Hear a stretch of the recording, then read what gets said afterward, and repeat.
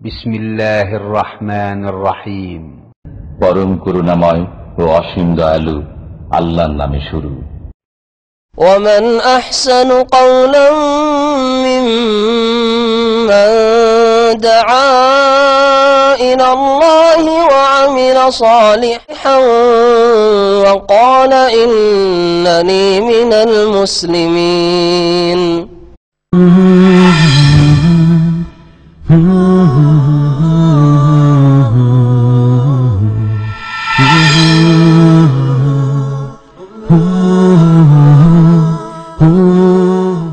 আসসালামু আলাইকুম ওয়া রাহমাতুল্লাহি ওয়া বারাকাতুহু। বিসমিল্লাহির রহমানির রহিম। আলহামদুলিল্লাহি রাব্বিল আলামিন ওয়াস সালাতু ওয়াস সালামু আলা সাইয়্যিদিল মুরসালিন নবিয়ানা মুহাম্মদ ওয়া আলা আলিহি ওয়া সাহবিহি আজমাইন, আম্মা বাদ। ফাকাদ ক্বালা আল মুআল্লিফ রাহিমাহুল্লাহু তাআলা ওয়া আন নাফি'in আন ইবনে উমর রাদিয়াল্লাহু আনহুমা ক্বাল নাহা রাসূলুল্লাহ সাল্লাল্লাহু আলাইহি ওয়াসাল্লাম আনিশ শিগার। আশ-শিগারু আন ইউযাওওয়িজা আর-রাজুলু ইবনাতাহু আলা আন ইউযাওওয়িজাহুল আখারু ইবনাতাহু ওয়া লাইসা বাইনাহুমা সাদাক, মুত্তাফাকুন আলাইহি।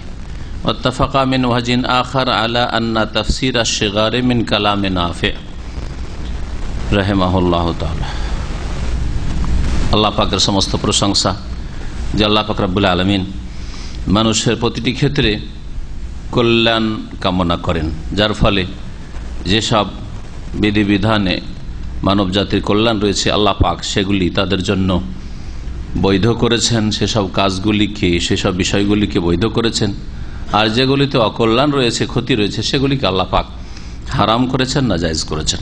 আমাদের ধারাবাহিক আলোচনা বুলুগুল মারাম হাদিস থেকে বিবাহ পর্ব সম্পর্কে, হাদিস নম্বর 852 আরবি বুলুগুল মারামে। এই হাদিসে বিশেষ একটি বিবাহের কথা উল্লেখ করা হয়েছে, যার নাম হাদিসের ভাষায় নেকাহু শিগার, শিগারের বিবাহ। শিগারের বিবাহ জায়েজ কিনা এই বিষয় প্রখ্যাত তাবেঈ নাফি রাহিমাহুল্লাহ তাআলা তার ওস্তাদ প্রখ্যাত সাহাবী আব্দুল্লাহ বিন ওমর বিন খাত্তাব রাদিয়াল্লাহু তাআলা আনহুমা থেকে বর্ণনা করেন। নাফি আব্দুল্লাহ বিন ওমরের খাস ছাত্রও ছিলেন এবং দাসও ছিলেন, গোলামও ছিলেন, যাকে আজাদ করে দিয়েছিলেন, স্বাধীন করে দিয়েছিলেন। আব্দুল্লাহ বিন ওমর যখন তার মধ্যে দেখলেন যে দিন শিখার বড় আগ্রহ রয়েছে, তুমি আর গোলামিতে থাকিও না, তোমাকে আমি আল্লাহর সন্তুষ্টির জন্য স্বাধীন করে দিলাম, তুমি দিন শেখো। তো খুব বড় তাবেঈদের মধ্যে তিনি একজন আলেম ইমাম হয়েছিলেন, ইমাম নাফি। এই নাফি বর্ণনা করছেন তার মনিব মালিক ওস্তাদ আব্দুল্লাহ বিন ওমর রাদিয়াল্লাহু তাআলা আনহুমা প্রখ্যাত সাহাবী থেকে। তিনি বলেন যে নাহা রাসূলুল্লাহ সাল্লাল্লাহু আলাইহি ওয়াসাল্লাম আনিশ শিগার, রাসূলুল্লাহ সাল্লাল্লাহু আলাইহি ওয়াসাল্লাম শিগারের বিবাহ থেকে নিষেধ করেছেন, শিগার হতে নিষেধ করেছেন। শিগার কাকে বলা হয় এর সংজ্ঞায় এই হাদিসে উল্লেখিত হয়েছে। ওয়াশিগারু আন ইউযাওওয়িজা আর-রাজুলু ইবনাতাহু শব্দটি যেহেতু একটু জটিল, মুশকিল, সাধারণ আরবও শিগার মানে বলতে পারবেন না যতক্ষণ পর্যন্ত আরবি অভিধান ডিকশনারি কনসাল্ট না করবে, অথবা তার শরীয়তের এই টার্মটি, ইস্তেলাহটি না জানা থাকবে। তাই নবী করিম সাল্লাল্লাহু আলাইহি ওয়াসাল্লাম বর্ণনা করছেন যে শিগার বিবাহ কাকে বলা হয়। ওয়াশিগারু, আর শিগারের বিবাহ হচ্ছে আইয়ুযাওওয়িজার রাজুলু ইবনাতাহু, কোন ব্যক্তি নিজের মেয়ের বিবাহ দিল কারো সাথে, এই শর্তে, আলা কিন্তু শর্ত লাগিয়ে, কোন ছেলের সাথে বিবাহ দিল বা কোনো লোকের সাথে, এই শর্তে আলা আন ইউযাওওয়িজাহুল আখারু ইবনাতাহু, যার সাথে বিবাহ দিচ্ছ সে যেন তার মেয়ের বিবাহ দেয় তার সাথে। এটা মেয়ের ক্ষেত্রে একটা উদাহরণ হইল, ব্যাখ্যা হইল। বোনের ক্ষেত্রে মেয়ের বিবাহ দিচ্ছে বা বোনের বিয়ে দিচ্ছে, আর বোনের অভিভাবক হচ্ছে ভাই, যদি বাপ না থাকে, দাদা না থাকে, হ্যাঁ, ছেলে না থাকে, তো 4 নম্বরে তার স্থান আসবে। গত সপ্তাহে বলেছি, আর আবার ওইরকম হাদিস আসবে, তখন আবার আরো এই বিষয়টা আলোচনায় আসবে। তো একজন ভাই তার বোনের বিয়ে দিচ্ছে একটা ছেলের সাথে বা এক লোকের সাথে। ওই লোকের বোন আছে, ওরও বোন আছে নাবালিকা, ওরও বিয়ে দেওয়ার প্রয়োজন, এরও বোনের বিয়ে দেওয়ার প্রয়োজন। আমার বোনের বিয়ে দেবো তোমার সাথে, কিন্তু একটা শর্ত আছে। কি শর্ত? যে তোমার বোনের বিয়ে আমার সাথে দিতে হবে। এতটুকু ব্যাখ্যা রাসূলুল্লাহ সাল্লাল্লাহু আলাইহি সাল্লাম থেকে বর্ণিত। তার শেষে যে অংশটুকু উল্লেখ করা হয়েছে ওয়ালাইসা বাইনাহুমা সাদাকুন, আর যেহেতু এক ব্যক্তি নিজের বোনের বিয়ে দিচ্ছে আরেক ব্যক্তির সাথে, আর ওই ব্যক্তি তার বোনের বা তার মেয়ের বিয়ে দিচ্ছে এর সাথে, ঠিক না? তোমার ঘরের মেয়ে নিলাম, আমার ঘরের মেয়ে তুমি নিলে, তো যখন নেওয়া দেওয়া হচ্ছে তার মোহরের কি বা প্রয়োজন? মোহরের কোনো প্রয়োজন নেই। মোহর দিলে আমাকেও দিতে হয় আর তোমাকেও দিতে হয়। আমি বিয়ে করবো তোমার বোনকে, আমাকে মোহর দিতে হয়, আর তো তুমি বিয়ে করবে আমার বোনকে, তো তোমাকে মোহর দিতে হয়, তো আর মোহরের প্রয়োজন নেই। ওয়ালাইসা বাইনাহুমা সাদাক, এই দুইজনের মাঝে কোন রকম মোহর যদি নির্ধারণ না থাকে, মোহর দেওয়া দেওয়ি না থাকে, তাহলে এটা হচ্ছে সেগারের বিবাহ। রাসূলুল্লাহ সাল্লাল্লাহু আলাইহি ওয়াসাল্লাম সেগারের বিবাহকে কি করেছেন? নিষেধ করেছেন। তাহলে নবী সাল্লাল্লাহু আলাইহি ওয়াসাল্লাম যখন নিষেধ করেছেন, আন-নাহয়ু ইয়াকতাজিল ফাসাদ, নবী সাল্লাল্লাহু আলাইহি ওয়াসাল্লামের পক্ষ থেকে যদি বারণ থাকে বা কোরআনে কারিমে নিষেধ থাকে, তাহলে সেটা কি প্রমাণ করে? হ্যাঁ, কিসের দাবি করে? যে এটা হচ্ছে হারাম, বাতিল, হ্যাঁ, ফাসিদ, অচল, চলবে না, এই বিবাহ চলবে না, জায়েজ নয় এই বিবাহ। তাহলে একটা এর অবস্থা হইল যে একজন নিজের মেয়ের বিয়ে দিচ্ছে কোনো ব্যক্তির সাথে, আর ওরও মেয়ে আছে, ওর আগের স্ত্রী আছে, ওর আরেকটি ওরও মেয়ে আছে, ওর সাথে শর্ত লাগাচ্ছে যে তুমি কি করবে? তোমার মেয়ের বিয়ে আমার সাথে দিবে। জায়েজ কিনা? জায়েজ কিনা বলেন? আমাদের দেশের লোকেরা মনে করে যে ও আমার জামাইয়ের মেয়ে, সেই জন্য আমার নাতনি হয়ে গেল নাকি? তো জাহেলদের কথা, এটা মূর্খদের কথা। ওইটা আপনার মেয়ের মেয়ে যে আপনার নাতনি হলো, বুঝতে পারছেন না? পারছেন না? না মগজ কাজ করে না? আপনার মেয়ের মেয়েটা আপনার নাতনি, কিন্তু আপনার জামাইয়ের স্ত্রী অন্য কারো মেয়ে, অন্য কারো মেয়ে, হ্যাঁ, তার পেট থেকে একটা মেয়ে, সেটা আপনার মেয়ের মেয়ে নয়, তো সেটা আপনার নাতনি? আপনার নাতনি নয়, আপনার কেউ না, সেটাকে আপনি বিয়ে করতে পারেন, কেউ না আপনার, সেটা কোনো সম্পর্ক তার সাথে নেই আপনার।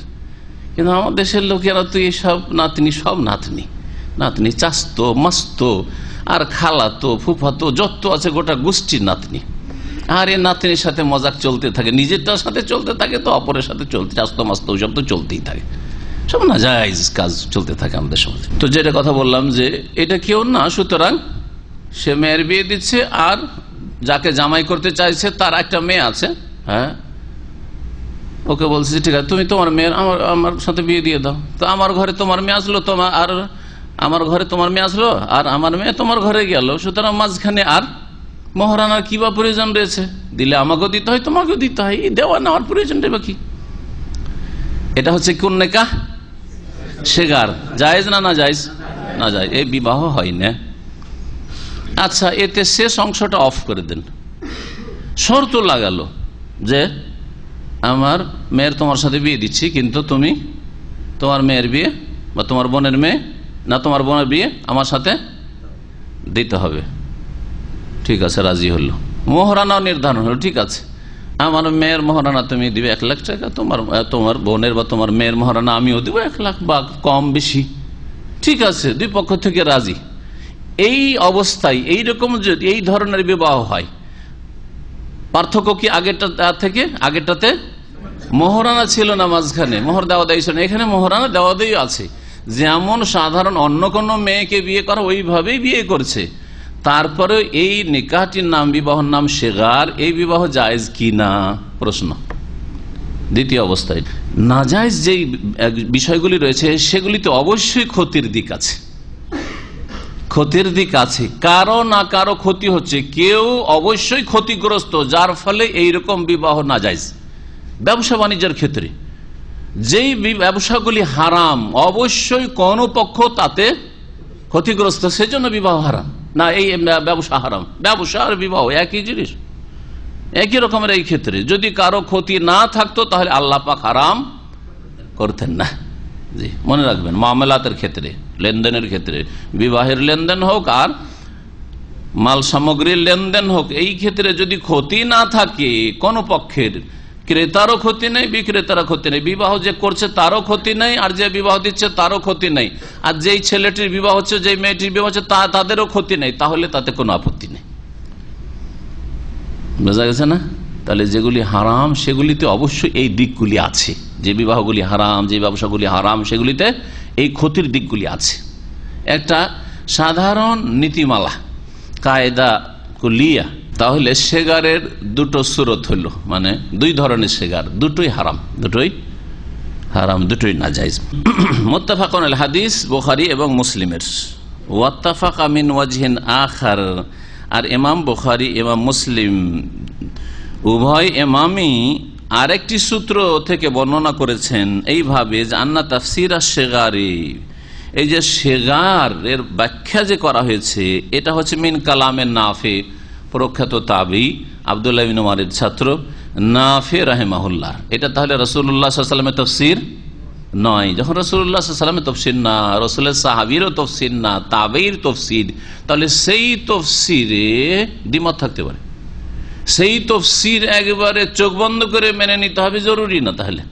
তাহলে ওনার তাফসীরে কি আছে যে একজন ব্যক্তি নিজের মেয়ের বিয়ে দিচ্ছে কারোর সাথে, এই শর্তে যে ওকে বলছে যে তুমি তোমার মেয়ের বিয়ে দিবে, আর মাঝখানে যেন মোহরানা না থাকে।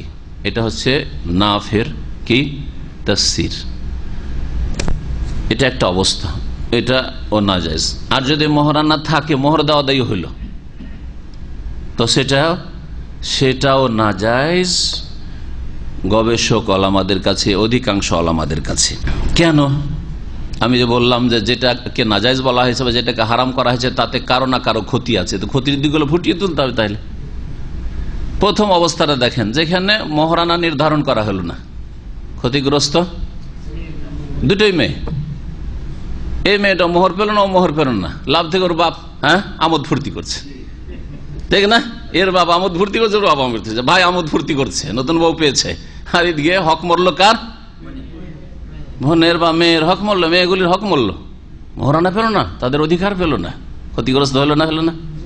আচ্ছা, মোহরানা নির্ধারণ হলো, তাহলে মেয়েরা তো ক্ষতি থেকে মুক্ত, ক্ষতি হইল না, তাহলে আবার নাজায়েজ কেন হবে? তাহলে প্রশ্ন একটু চিন্তা করে বলেন তো। এখানেও ক্ষতির সম্ভাবনা বেশি আছে, শুধু আছে সম্ভাবনা না, অনেক বেশি আছে। অধিকাংশ ক্ষেত্রে ক্ষতিগ্রস্ত হইতে পারে। ভাঙা হয়েছে না, বিনা শর্তে যদি বিবাহ হয়, ধরেন একজন তার বোনের বিয়ে দিল একটা ছেলের সাথে, আর তারপরে এমনি কোনো শর্ত নাই, সেই সময় বিনা শর্তে কথায় কথায় ঠিক আছে, আমার বাড়ি তো মেয়ে আছে, আর তুমিও তো বিয়ে করেন, চলো আমার বোনটাকে বা আমার মেয়েটাকে তুমি বিয়ে করে নাও, ইত্যাদি। জায়েজ কিনা? বিনা শর্তে। এখানে হচ্ছে শর্ত লাগিয়ে দেয়, যদি বিবাহে শর্ত থাকে যে আমি আমার মেয়ের বিয়ে দিব, বোনের বিয়ে দেবো, এই শর্তে যে তোমার বোনের বা তোমার মেয়ের আমার সাথে বিয়ে দিতে হবে, তাহলে হারাম। কিন্তু বিনা শর্তে যদি হয়তো জায়েজ। তৃতীয়, এটা আর একটা সুরত অবস্থা, বিনা শর্তে অনেক বাড়িতে বিবাহ হচ্ছে, হয় না? ওদের আপনার শালার বোন মানে আপনার স্ত্রী, আর আপনার শালাও দেখছেন আপনারও বোন আছে, চল শালার সাথে আমার বোনের বিয়ে দিই, হয় না? আমাদের দেশে সব জায়গায় হচ্ছে, এখানে হরও হচ্ছে। আরব দেশে, কেন আরব দেশে আত্মীয়র মধ্যে বিয়ে বেশি, তো জায়েজ এটা। কিন্তু সমস্যা আছে শর্ত লাগানো, আমার মেয়ের আমার বোনের অতক্ষণ বিয়ে দেবো না যতক্ষণ পর্যন্ত তুমি তোমার বোনের বা তোমার মেয়ের বিয়ে আমার সাথে না দেবে। এই শর্ত লাগিয়ে যদি বিয়েগুলি হয় তাহলে এটার নাম শিগার। যদিও মোহর নির্ধারণ করা হয়, মোহর দেওয়া হয়, তারপরও জায়েজ নয়। কেন? এখানেও ক্ষতির সম্ভাবনা আছে।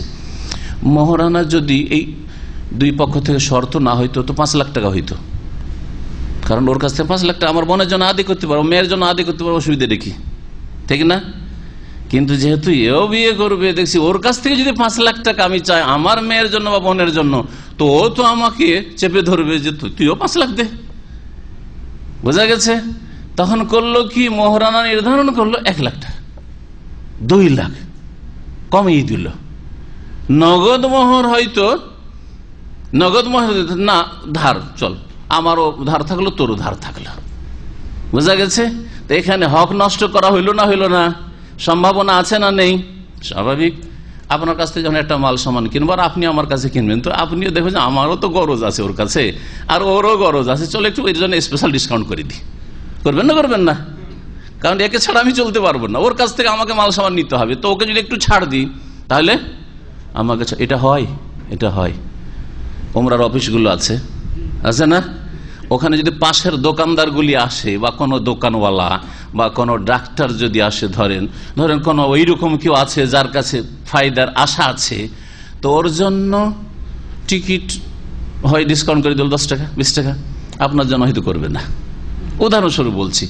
অথবা টিকিট হয়তো কম করতে পারলো না, কারণ ওদের একটা সমিতি আছে, আবার ওখানে করে জবাবদিহি করতে হবে, তো চলো ওমরার কাপড়টা তোমার জন্য ফ্রি, আপনাকে দিক তো, হ্যাঁ ভালো একটা সিট দিয়ে দিল।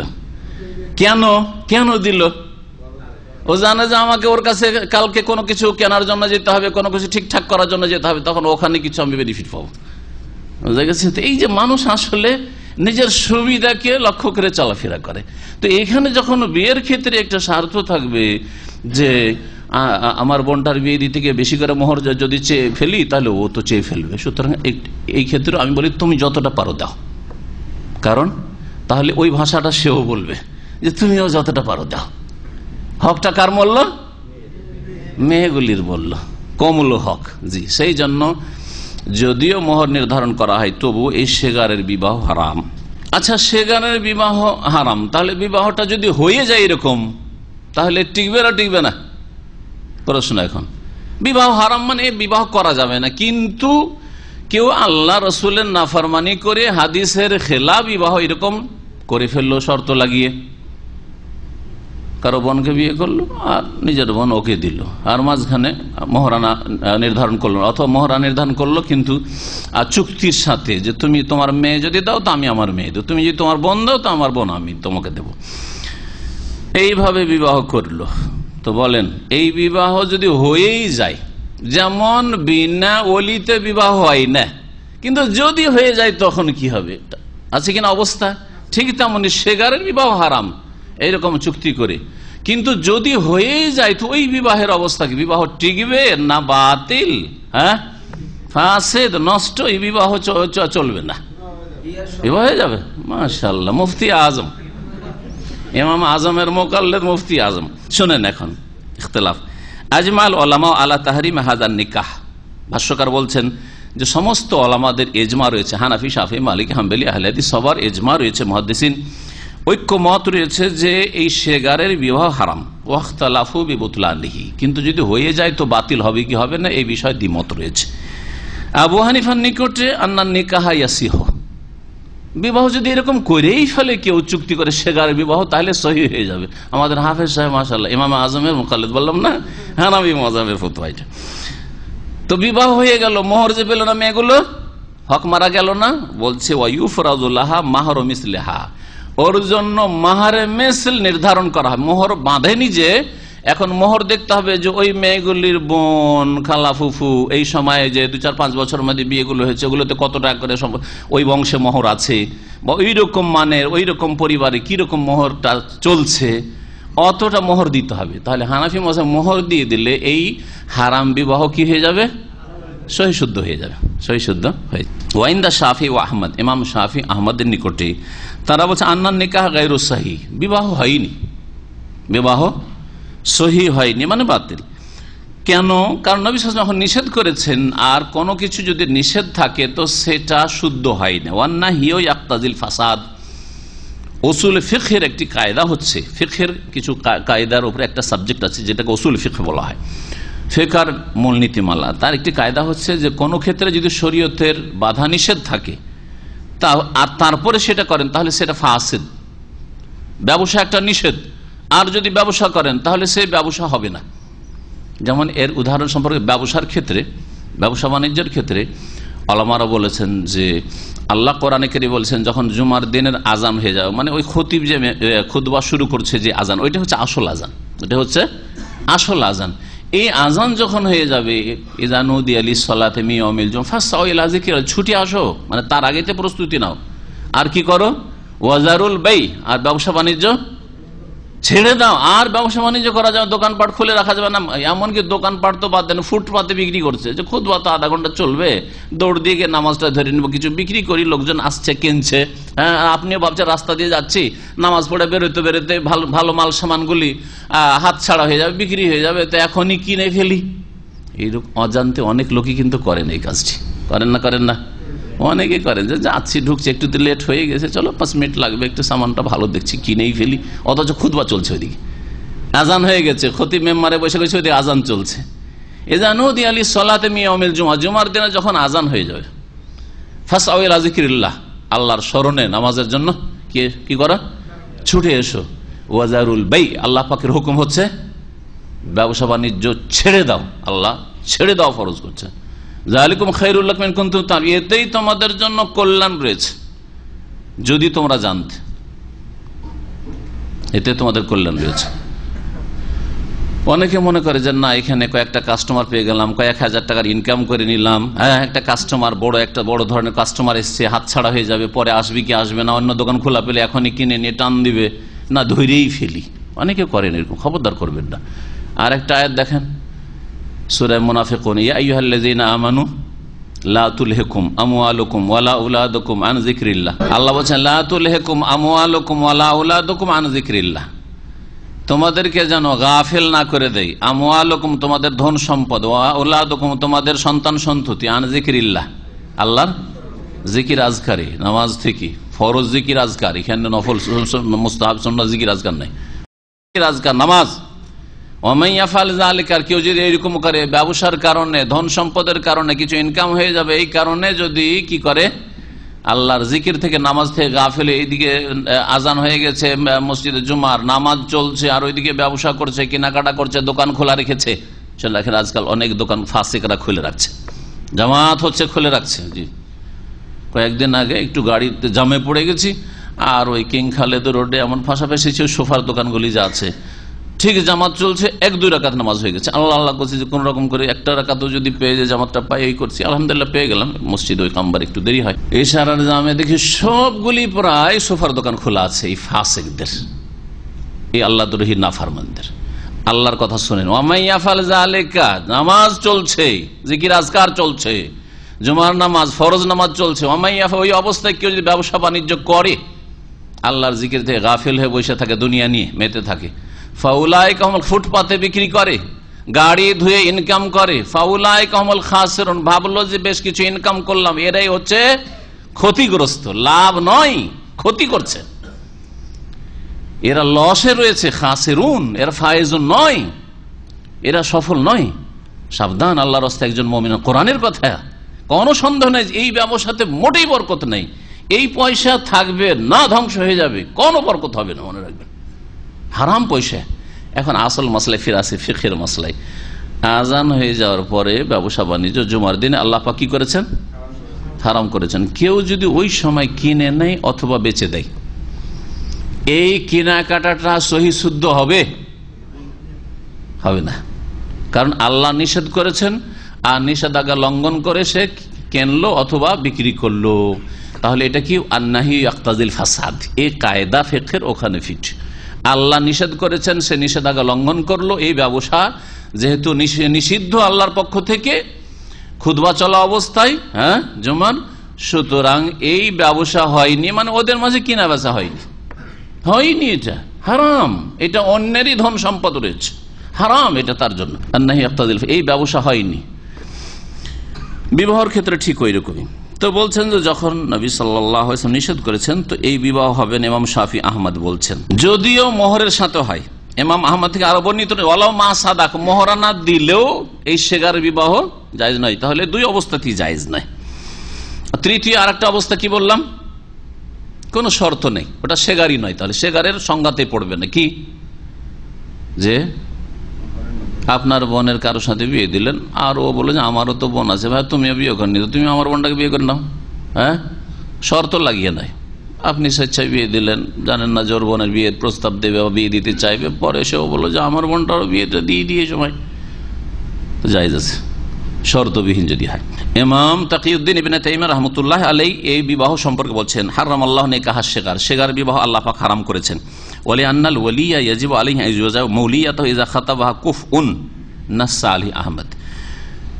ওলি অভিভাবকের ফরজ দায়িত্ব হচ্ছে যে তার অধীনে যে মেয়েটি রয়েছে, যার সে ওলি হয়েছে, তার বিবাহ দেবে উপযুক্ত কোনো ছেলের সাথে।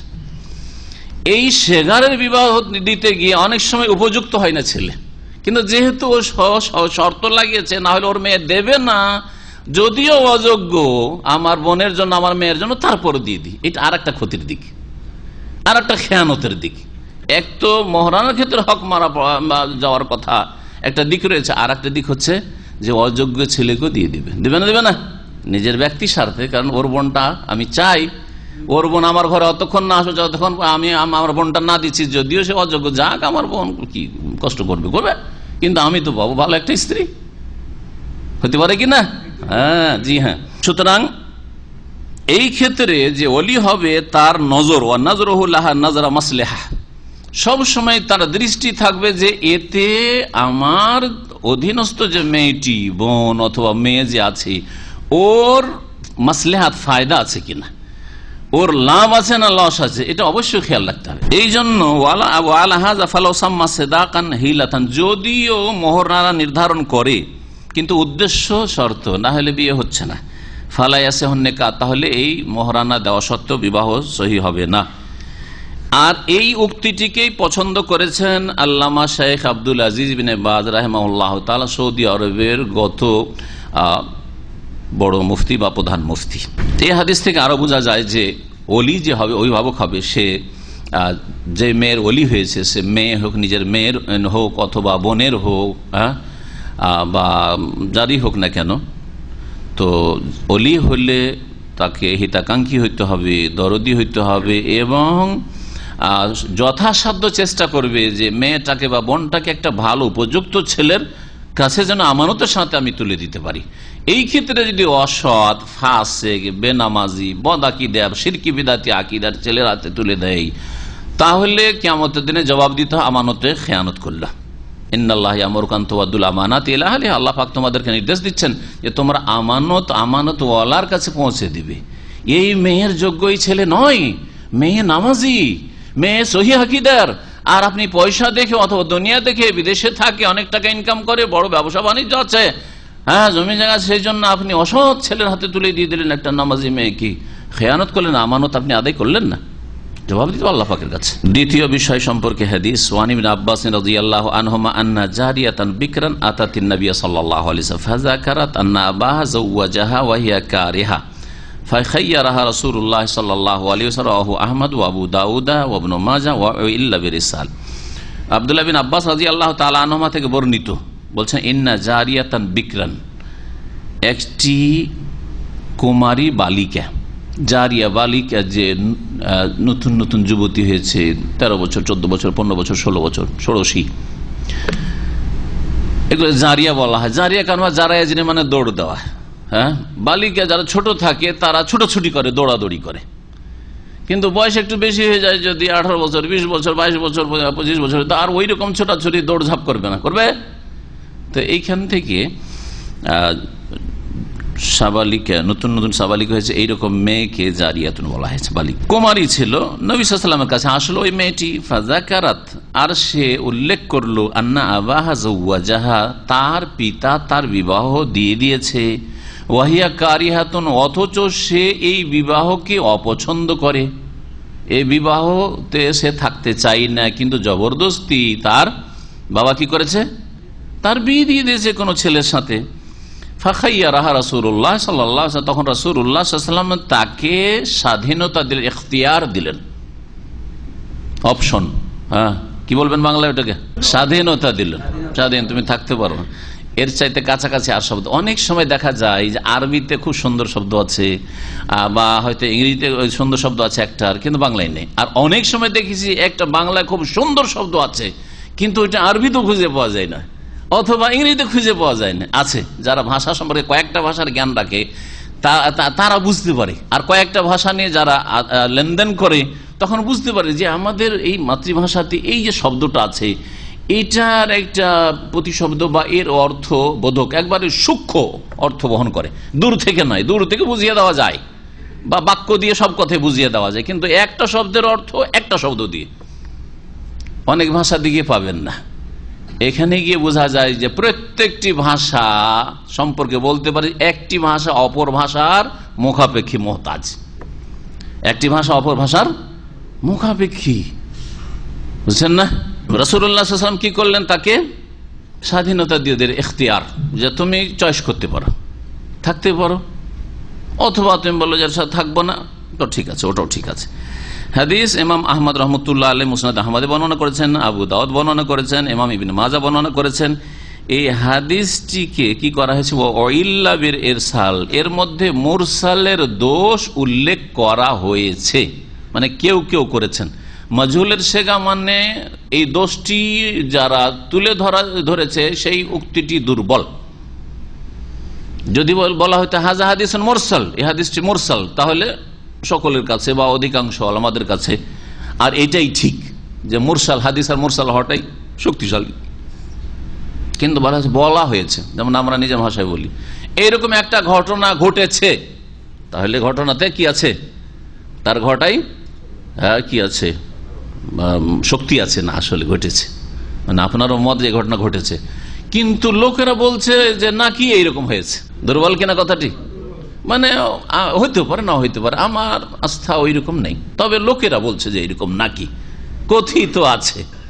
আমাদের দেশের ধর্মীয় কিতাবগুলি ঠিক ওই রকম, হ্যাঁ বর্ণিত আছে, বাংলাতে বর্ণিত হয়েছে, জাল কিতাবগুলির অবস্থা বাংলাতে গেছে বর্ণিত হয়েছে, হ্যাঁ হাদিস শরীফে এসেছে, কোন হাদিসের হাওয়ালা নেই, পাতারও তো নেই, কিতাবেরও হাওয়ালা নেই, বোঝা গেছে হাদিস শরীফ আছে, হ্যাঁ হুজুর বলেছেন, বুঝতে পেরেছেন না, এগুলি কথা বর্ণিত হয়েছে। হেকায়াত হ্যাঁ উর্দু মে, আরবিতে যে কিছু জাল কিতাব আছে দুর্বল, ইহুকা মানে হেকায়াত বর্ণনা করা হচ্ছে, বা হকিয়া আন্না ফোলান হকিয়া মানে কিচ্ছা বর্ণনা করা হয়েছে, এগুলো দুর্বল ভাষা, এগুলো হচ্ছে দুর্বল ভাষা। এই হাদিস সম্পর্কে সঠিক মত হচ্ছে হাদিসটি হচ্ছে হাসান, হাদিসটি হচ্ছে হাসান। তাহলে যারা এই হাদিসটিকে মুরসাল বলেছে তাদের মত ঠিক না। যখন ইখতিলাফ হবে কোন হাদিস সম্পর্কে, বলছেন ভাষ্যকার, ওয়াইজা ইখতুলিফা ফি ওয়াসলিল হাদিস ওয়া ইরসালিহি, একটি হাদিসকে যদি কোন মুহাদ্দিস বলে হাদিসটি মুত্তাসিল, মানে সনদে কোন রকম বিচ্ছিন্নতা নেই, আর কেউ বলে যে হাদিসটি মুরসাল, তাহলে কার কথা গ্রহণযোগ্য হবে, কার কাছে অধিক জ্ঞান আছে, কার কাছে কম জ্ঞান, কার কাছে অধিক জ্ঞান। একটা লোক বলছে যে অমুক তাবি বলেছেন যে কালা রাসূলুল্লাহ সাল্লাল্লাহু আলাইহি ওয়াসাল্লাম, এটাই না হচ্ছে মুরসাল। তাবি বলেছেন কি যে রাসূলুল্লাহ বলেছেন, আরেকজন বলছেন না অমুক তাবি বলছেন যে আমাকে অমুক সাহাবী বলেছেন, আর সাহাবী বলছেন কালা রাসূলুল্লাহ, তো কার কাছে বেশি নলেজ আছে? সাহাবীর নাম ও জানে, হয়তো ও জানতে পারে নাই, ওই এমন ব্যক্তির কাছ থেকে জেনেছে সেখানে সাহাবীর নাম উল্লেখিত ছিল না, সেজন্য তার কাছে সে নলেজ আসেনি, এর কাছে নলেজ আছে। তো যার কাছে অতিরিক্ত নলেজ আছে সেটা, আর সে যদি বিশ্বস্ত হয় তার কথা গ্রহণযোগ্য। জিয়াদাতু সিকাতে মাকবুলা, একটি কায়দা রয়েছে হাদিসের, যদি নির্ভরযোগ্য ব্যক্তি, বিশ্বস্ত ব্যক্তি অতিরিক্ত কিছু বর্ণনা করে সেটা হচ্ছে গ্রহণযোগ্য, মাকবুল। নিচে কোন একটা ঘটনা ঘটেছে, আমরা জানি না, বা ঘটনাটা এমনি দেখলেন যে একটু ভিড় ভাড় লেগে আছে, নিচে একটু ভিড় দেখে এলাম, আর একজন আর 5 মিনিট পরে এসে বলছে যে ওখানে অ্যাক্সিডেন্ট হয়েছে, অতিরিক্ত কিছু নলেজ হইলো কি হলো না, তো কবুল করবেন না? বোঝেন না, না না আমি তো একটু আগে এলাম, শুধু ভিড় দেখলাম। কোনটা গ্রহণযোগ্য? যার কাছে অতিরিক্ত জ্ঞান আছে। ঠিক আছে, তো হাদিসের ক্ষেত্রে এইভাবে ওলামায়ে কেরাম মুহাদ্দিসিনরা খিদমত করেছেন হাদিসের সহিহ যঈফের ক্ষেত্রে। তো বলছেন যখন ইখতিলাফ হবে ওলামাদের হাদিসটি মুত্তাসিল না মুরসাল, ফাল হুকমু লিমান ওয়াসালাহু, তাহলে গ্রহণযোগ্য হুকুম ওরই বা ওটাই কবুল করা যাবে যারা হাদিসটাকে মুত্তাসিল বা সনদ মিলিতভাবে বর্ণনা করেছে।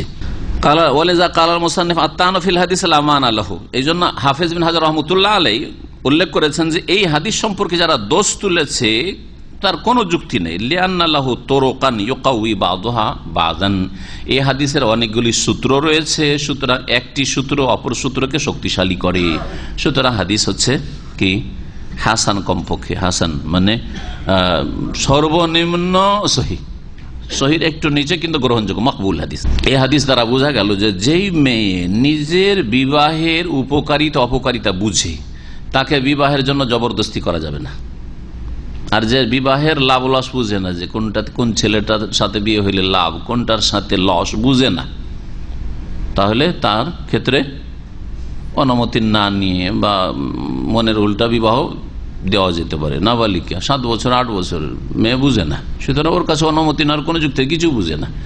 এই জন্য গত সপ্তাহে বলেছে 9 বছর বয়স হয়ে গেলে অনেকটা বুঝছে, ওই ক্ষেত্রে আপনি অনুমতি নয়, জবরদস্তি করবেন না 9 বছরের বেশি। সহিহ মুসলিমে রিওয়ায়াত রয়েছে, আর গত সপ্তাহে হাদিসে উল্লেখ, আল বিকরু ইয়াস্তাযিনুহা আবুহা, কুমারীর কাছে তার পিতা অনুমতি নেবে। কুমারীর কাছে তার পিতা কি করবে? অনুমতি নেবে। তাহলে কুমারী জবরদস্তি করবেন না। এই বালিকা কুমারী ছিল এবং সাবালিকা ছিল, সুতরাং অনুমতি নিতে হবে। আর এটি হচ্ছে সঠিক মত, আর এটি হচ্ছে রাসূলুল্লাহ সাল্লাল্লাহু আলাইহি সাল্লামের সিদ্ধান্তের অনুকূলে, এটি হচ্ছে তার নির্দেশ। সুতরাং এইরকম সাবালিকা মেয়েদের ওপর কুমারী হইলেও জবরদস্তি কেউ করবে না। শেখ ইবনে বাজ রহমতুল্লাহ আগে সৌদি আরবের গ্র্যান্ড মুফতি ছিলেন আল্লামা মোহাম্মদ বিন ইব্রাহিম আলী শেখ। তিনি বলছেন, লা ইয়াখফা আন্না মিন শুরুতি সিহাতিন নিকাহ আর রিদা, বিবাহ সহি শুদ্ধ হওয়ার শর্তগুলির একটি শর্ত হচ্ছে মেয়েটির সম্মতি। মেয়ে যাতে রাজি থাকে, মেয়ে যদি রাজি না থাকে তো বিয়ে দেওয়া যাবে না জবরদস্তি। ওয়ালাউ কানাতিল বিনতু বিকরান, যদিও মেয়ে কুমারী হোক না কেন, ফাইলাইসা লিআবিহা ইজবারুহা, এই কুমারী মেয়ের পিতা মেয়ের ওপর জবরদস্তি করার অধিকার রাখে না। ওয়াদিল্লাতু হাযাল কওল ওয়াজিহা, আর এই মতের দলিলগুলি হচ্ছে স্পষ্ট, দলিলগুলি হচ্ছে স্পষ্ট, হাদিস যুক্তি সবকিছু দলিল রয়েছে। ওয়াকাদ ইখতারাহু শাইখুল ইসলাম ইবনুল কাইয়্যিম, আর এই মতটি ইমাম ইবনে তাইমিয়া রাহমাতুল্লাহ আলাইহি, শাইখুল ইসলাম এবং ইমাম ইবনুল কাইয়্যিম সকলেই পছন্দ করেছেন যে সাবালিকা মেয়ে কুমারী হইলেও তার উপর জবরদস্তি করার বাপ অধিকার রাখে না। এই হাদিস থেকে আরো বোঝা গেল যে বিবাহ যদি শরীয়ত সম্মত তরিকায় সম্পাদিত না হয়, বিবাহ বন্ধন যে করা হয়েছে সেটা যদি শরীয়ত সম্মত না হয়, তাহলে সেই বিবাহকে বিচ্ছিন্ন করে দেওয়া হবে। ইয়াজিবু ফাসখুহু, সেই বিবাহকে বিচ্ছেদ করে দিতে হবে। ওয়ান্নাল্লাযী ইয়াফসাখুহু, তাহলে বিবাহ বিচ্ছেদ কে করবে? বাপ জবরদস্তি বিবাহ দিয়ে দিয়েছে, আর এই বিবাহ সহি হয়নি, শরীয়ত সম্মত হয়নি, সাবালিকা মেয়ের উপর জবরদস্তি করেছে, হ্যাঁ, অথবা বাপ থাকতে অন্য লোক বিবাহ দিয়ে দিয়েছে, ভাই বিয়ে দিয়ে দিয়েছে, চাচা বিবাহ দিয়ে দিয়েছে, হ্যাঁ, দাদা বিবাহ দিয়ে দিয়েছে, আর বাপ বলছেন না এই বিবাহ তো আমি মেনে নিতে পারি না, বিনা ওলিতে বিবাহ করে নিয়েছে, তাহলে এই বিবাহ কি করতে হবে? ইয়াজিবু ফাসখুহু, বিনা ওলির বিবাহগুলো বেশি হচ্ছে, সুতরাং এটা এই উদাহরণটা দিই। বিনা অভিভাবকে মেয়ে পালিয়ে গিয়ে কোর্ট ম্যারেজে বিবাহ বসেছে, তাহলে শরীয়ত সম্মত বিয়ে হয়নি, সুতরাং ফাইন্নাহু ইয়াজিবু ফাসখুহু, এই বিবাহ বিচ্ছেদ করে দেওয়াটা ফরজ। ও আর এই বিবাহ বিচ্ছেদ কে করবে? হুয়াল হাকিমু শারঈ, শরীয়ত সম্মত হাকিম, জজ, কাজী। জজ মানে পশ্চিমা পড়া জজ নাই, কারণ এরা দিনের কিছুই জ্ঞান রাখে না, তো আবার এদের কি অধিকার রয়েছে? ইসলামিক কাজী, যেমন সৌদি আরবে ইসলামিক কাজী, শরিয়ার উপরে তারা পড়াশোনা করেছে, আর তারপরে তারা কাজী শরীয়তের মাসলা মাসাইল বুঝে, এদের কাছে কোরআন এবং হাদিসের জ্ঞান আছে, কোরআন এবং হাদিস তারা পড়েছে, কোরআন হাদিসের দলিল ভিত্তিক তারা ফয়সালা করে এরা। অথবা এদের উপরে যারা রয়েছেন শাসক, শাসক হাকিম, হাকিম অথবা হাকিমের শাসক অথবা শাসকের প্রতিনিধি। এইরকমই অন্যান্য মুসলিম দেশগুলিতে রেজিস্টার্ড কাজী রয়েছে, সে বিবাহ বিচ্ছেদের ঘোষণা করবে। কারণ নবী করিম সাল্লাল্লাহু আলাইহি ওয়াসাল্লাম কি করলেন? এসে যখন অভিযোগ করলো মেয়েটি, তখন বিবাহ বিচ্ছেদের ঘোষণা করলেন, এখতিয়ার দিলেন, তোমার ইচ্ছা, তুমি যদি বলো থাকবো না তাহলে বিবাহ বিচ্ছেদ, তাহলে বিবাহ বিচ্ছেদ করা হইল। এই হাদিস দ্বারা আরো বোঝা গেল, এই হাদিস দ্বারা, যে কোনো মেয়ের বিবাহ যদি এইরকম জবরদস্তি করে দিয়ে দেওয়া হয়, তারপরে তার যদি অভিযোগ থাকে আমি এই বিবাহ মেনে নিতে পারি না, তাহলে আর এই কথা বলা যাবে না যে না যখন হয়ে গেছে তখন রাখো, বিয়ে রাখতে হবে তোমাকে, হয়ে গেছে যাক, হয়ে গেছে তো হয়ে গেছে, না, এটা চলবে না। বলছে আন্নাল মারআতা লা তুজবারু আলাল বাকায়ে মা যাওজিন লা তারজা, যেই স্বামীকে পছন্দ করে না তার সাথে ওই মেয়েকে জবরদস্তি রাখবেন, ঠেলে ধাক্কা দিয়ে পাঠাবেন, যা তোর স্বামীর বাড়ি যা, এরকম করে পাঠিয়ে দিবেন, এটা জায়েজ নাই। ওয়াইন্নাহু ইয়াজিবু তালবিয়াতু তালাবিহা, ওই মেয়ের ডাকে সাড়া দেওয়া বা ওর মনের যেটা কামনা সেটা পূরণ করা, ও থাকতে চাই না যখন ওই স্বামীর সাথে, তো ওর কথা মানতে হবে, এটা আবশ্যক। এজা তালাবাত ফাসখা নিকাহ, সে যদি বলে আমার বিবাহকে বিচ্ছেদ করে দেওয়া হোক, শাসকের জন্য উচিত হবে, শাসকের প্রতিনিধি অর্থাৎ আদালতের জন্য আবশ্যক হবে। এইরকমই বাপ মা যারা আছে তারাও জবরদস্তি করবে না, জবরদস্তি পিঠে পেটে মেয়েকে পাঠিয়ে দিল, এইরকম কাজ করবে না। এর দলিল কি?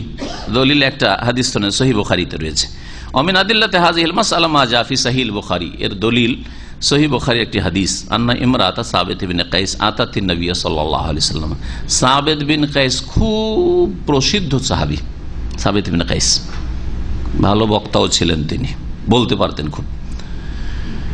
তার স্ত্রী নবী সাল্লাল্লাহু আলাইহি ওয়াসাল্লামের কাছে আসলো, ফাকালাত, এসে বলল, ইয়া রাসূলুল্লাহ, ইয়া আল্লাহর রাসূল, সাবিত ইবনে কাইস মা আইবু আলাইহি ফি খুলুকিন ওয়ালা দীন, তার আখলাক চরিত্রে এবং তার ধার্মিকতায় দিনদারিতে কোন রকমের দোষ আমি দিতে পারবো না। দেখেন পজিটিভ কথা, আমার স্বামী যার সাথে আমার বিয়ে দেওয়া হয়েছে তার চরিত্রও ভালো এবং তার দিনদারিও ভালো, সব ভালো,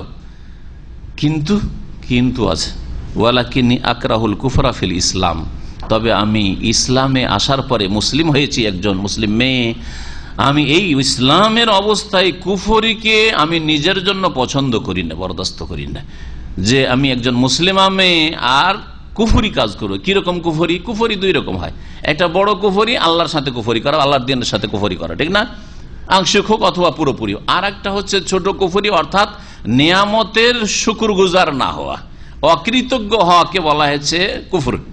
লাইন শাকারতুম লাযিদান্নাকুম ওয়া লাইন কাফারতুম ইন্না আযাবি লাশাদীদ। আল্লাহ পাক এখানে শুকরিয়ার পাশাপাশি কুফরি উল্লেখ করেছেন কোরআনের ভাষায়। তোমরা যদি কি করো, শুকরিয়া দেখো, লাইন শাকারতুম লাযিদান্নাকুম, অবশ্যই তোমাদের নিয়ামত আরো বাড়িয়ে দেবো, যা দিয়েছি আরো বাড়িয়ে দেবো। ওয়া লাইন কাফারতুম, আর যদি তোমরা কুফরি করো মানে কি, অকৃতজ্ঞ হও, হ্যাঁ, না শুকুর গুজার হও, শুকরিয়া আদায় না করো, আল্লাহ যা দিয়েছে তাতে যদি শুকরিয়া আদায় না করো, আল্লাহর শুকরিয়া, যার অনুগ্রহ আপনার রয়েছে তার শুকরিয়া যদি, বাপ মার শুকরিয়া যদি আদায় না করেন, বাবা কত কষ্ট করে পড়িয়েছে, কিন্তু আপনাকে যেহেতু আপনার নজরে খুব অল্প পয়সায় দিয়েছে, কোনো শুকরিয়া নেই, ছোটকালে কত কষ্ট করে মানুষ করেছে, না, আপনার শুকরিয়া আদায় নেই। ওয়ালাইন কাফারতুম, এইরকম যদি অকৃতজ্ঞ হও তো জেনে রাখো ইন্না আযাবি লাশাদীদ, আমার আযাব বড় শক্ত রয়েছে। ফাকাফারাত বিআনআমিল্লাহ, আর আয়াতে আল্লাহ সূরা নাহরে বলছেন আল্লাহর নিয়ামতের তারা কুফরি করেছিল, কি অস্বীকার করেছিল যে নেব না, আল্লাহর নিয়ামতের নাশুকুর গুজার হয়েছিল, অকৃতজ্ঞ হয়েছিল, কৃতজ্ঞতা প্রকাশ করেনি, যেগুলি আল্লাহর দান, আল্লাহর নিয়ামত, আল্লাহ যদি না দিতেন আমাদের ক্ষমতা ছিল না, আলহামদুলিল্লাহ আল্লাহ পাক দিয়েছেন, জি। এবং এই আল্লাহর নিয়ামতকে আল্লাহর অসন্তুষ্টির কাজে না লাগানো, নেকির কাজে লাগানো, যাতে আল্লাহ রাজি হন, যে আল্লাহ তোমার দেওয়া নিয়ামতকে তোমার সন্তুষ্টির কাজে লাগিয়েছি, তোমার দিনের কাজে লাগিয়েছি, ভালো কাজে লাগিয়েছি, আমি গুনার কাজে লাগাইনি, এগুলো হচ্ছে শুকরিয়া। কিন্তু আল্লাহর নিয়ামতকে হয়তো আপনি বলছেন আল্লাহ খুব দিয়েছেন, আমাকে খুব দিয়েছেন, যেমন আজকালকার লোকেরা অনেকে নামাজ পড়ে না, কিন্তু আল্লাহ খুব দিয়েছেন, আমাকে খুব দিয়েছেন, পয়সার ক্ষেত্রে খুব খুশি, আর ওই পয়সা দিয়ে হারাম কাজ করছে, পয়সা দিয়ে কি করছে, হারাম ব্যবসা, হারাম দেখা, হারাম শোনা, হারাম যন্ত্রপাতি বাড়িতে, হ্যাঁ, যেগুলি দিয়ে হারাম দেখছে, হারাম শুনছে, হারাম কাজ করছে সে ছেলে মেয়েরা, বুঝা গেছে? তাহলে এটা কি আল্লাহর না শুকরি করা? মুখে বলছে শুকরিয়া শুকরিয়া, আর আল্লাহর নিয়ামতকে কাজে শুকরিয়া নাই। তো এতে কি হবে? আল্লাহর আযাব আছে। ফাকাফারাত বিআনআমিল্লাহি ফাযাকাল্লাহু লিবাসাল জুই ওয়াল খাউফি বিমা কানু ইয়াসনাউন, যখন তার আল্লাহর নাশুকরি করেছিল, অকৃতজ্ঞ হয়েছিল, তখন আল্লাহ পাক রব্বুল আলামিন তাদেরকে চাখিয়ে দিয়েছিলেন কিসের মজা? লিবাসাল জুই ওয়াল খাউফ, ক্ষুধা এবং ভয় ভীতি। কারণ মানুষ নিরাপদ থাকতে চায় আর শান্তিতে বসে দুটা খেতে চায়, খেতেও নেই আর স্থির হয়ে বসতেও পারছে না, ঘুমও আসছে না। কত বড় যে শাস্তি দুনিয়ার। আল্লাহর নিয়ামতে যখন নাশুকরি করেছিল, তাহলে আল্লাহ পাকের যে সব দান রয়েছে, সুস্থতা, ধন সম্পদ, ছেলে মেয়ে, বাড়ি ঘর, গাড়ি, এগুলোকে যদি আল্লাহ সন্তুষ্টির কাজে না লাগান, গুনার কাজে লাগান, তাহলে শাস্তি কি আসবে? আল্লাহ সচ্ছলতাকে কেড়ে নিয়ে অভাব দিবেন, দারিদ্র চাপিয়ে দেবেন। আর কি করবেন? আল্লাহ এই নিরাপত্তাকে কেড়ে নিয়ে কি করবেন? ভয় ভীতির আযাব আল্লাহ পাক নামিয়ে দেবেন। দেশে যুদ্ধ চলছে, মারামারি চলছে, অশান্তি, হ্যাঁ, তারপরে বহু রকমের দুর্নীতি, রাস্তায় নামতে পারেন না, ছেলে মেয়েকে স্কুলে পাঠিয়ে ফিরে আসবে কিনা কোন নিশ্চয়তা নেই, এগুলি আল্লাহর আযাব, জালেম শাসক আল্লাহর আযাব। জি, দেশে ঘন ঘন এই যে ধর্মঘাট হচ্ছে, এগুলি আল্লাহর আযাব। খুব মজা লাগছে, যারা করছে তাদেরকে মজা লাগছে, আর যাদের কারণে এগুলি করছে তাদেরকে খুব মজা লাগছে। বলছে এটা হচ্ছে গণতান্ত্রিক অধিকার, গণতান্ত্রিক অধিকার, এইগুলি হচ্ছে আযাবুল্লাহ, আল্লাহর আযাব, এগুলো আল্লাহর আযাব। যে সাবিত বিন কাইস কি বললেন? যে আমি মুসলিম হয়ে ইসলামের অবস্থায় আমি কুফরি মানে আল্লাহর নাশুকরি করতে চাই না, আর স্বামীরও নাশুকর গুজার হতে চাই না। স্বামীর বাড়িতে খাবো, দিনদার মানুষ, আর তার কোনো আখলাক চরিত্রের কোনো ত্রুটি নেই, আর তাকে যেহেতু আমি পছন্দ করতে পারি না, সুতরাং তার হক আদায় করতে পারবো না। আসলে সাহাবীদের কাছে দেখতে সুন্দর ছিল না, দেখতে কুৎসিত ছিল। আর এই মেয়েটি যে ছিল সে সুন্দরী, পছন্দ হচ্ছে না, ভালো লাগছে না, তার সাথে মন মিলছে না।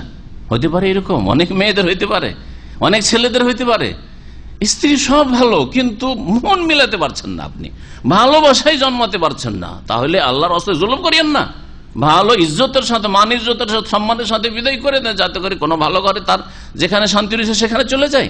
ওই রকমই আপনি আপনার স্ত্রী যদি এরকম হয় যে না আমি অনেক চেষ্টা করছি কিন্তু এই স্বামীর সাথে মন মেলাতে পারছি না, তো এইরকম খামাখাই একে অপরের হক নষ্ট করবে, এইদিকে স্ত্রী স্বামীর হক আদায় করবে না, তখন স্বামীর রিয়াকশনে মারধর করবে বা জুলুম অত্যাচার করবে, দুই দিক থেকে জুলুম অত্যাচার শুরু হবে। খবরদার এইরকম পরিস্থিতিতে যাতে করে বিবাহ বন্ধনকে ভঙ্গ করা হয় বা তালাক হয়ে যায়, বিবাহ বিচ্ছেদ করে দেওয়া, এটাই হচ্ছে ঠিক। যদি খোলা চাই মেয়ে তো খোলা করে দিবে, যেমন বললাম আর কি।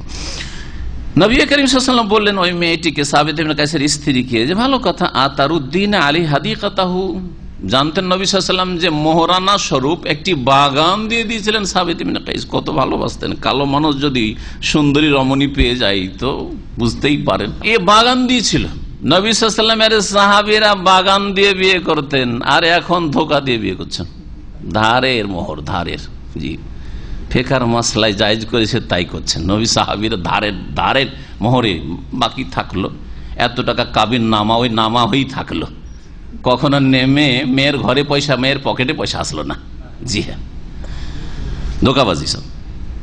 আতারুদ্দিন আলী হাদিকাতাহু, তুমি যে মোহরানাই তুমি বাগানটি তার গ্রহণ করেছো, সেটা কি তাকে ফেরত করবে? ফাকালাত, ওই মেয়েটি বলল না, হ্যাঁ ফেরত করে দেবো, যেহেতু ওর সাথে থাকবো না, ওর বাগান কেন রাখবো, ওর বাগান ওকে দিয়ে দেবো, অসুবিধা নেই। তাহলে বোঝা গেল যে মেয়ের পক্ষ থেকে যদি তলব হয় বিবাহ বিচ্ছেদের, খোলার, যে আমি থাকবো না, ভাত খেতে চাই না, তাহলে মোহরানা যদি নিয়ে থাকে, নগদ মোহর দিয়েছে, তাহলে সেই মোহরানাটা ফিরিয়ে দিবে, ফেরত করে দেবে, যাতে করে ছেলে ক্ষতিগ্রস্ত না হয়। হয়তো বিবাহে 4-5 লাখ টাকা খরচ করেছে, ক্ষতিগ্রস্ত, সুতরাং এই ক্ষতিপূরণ সে নিতে পারে, বিশেষ করে যে মোহরানা দিয়েছে।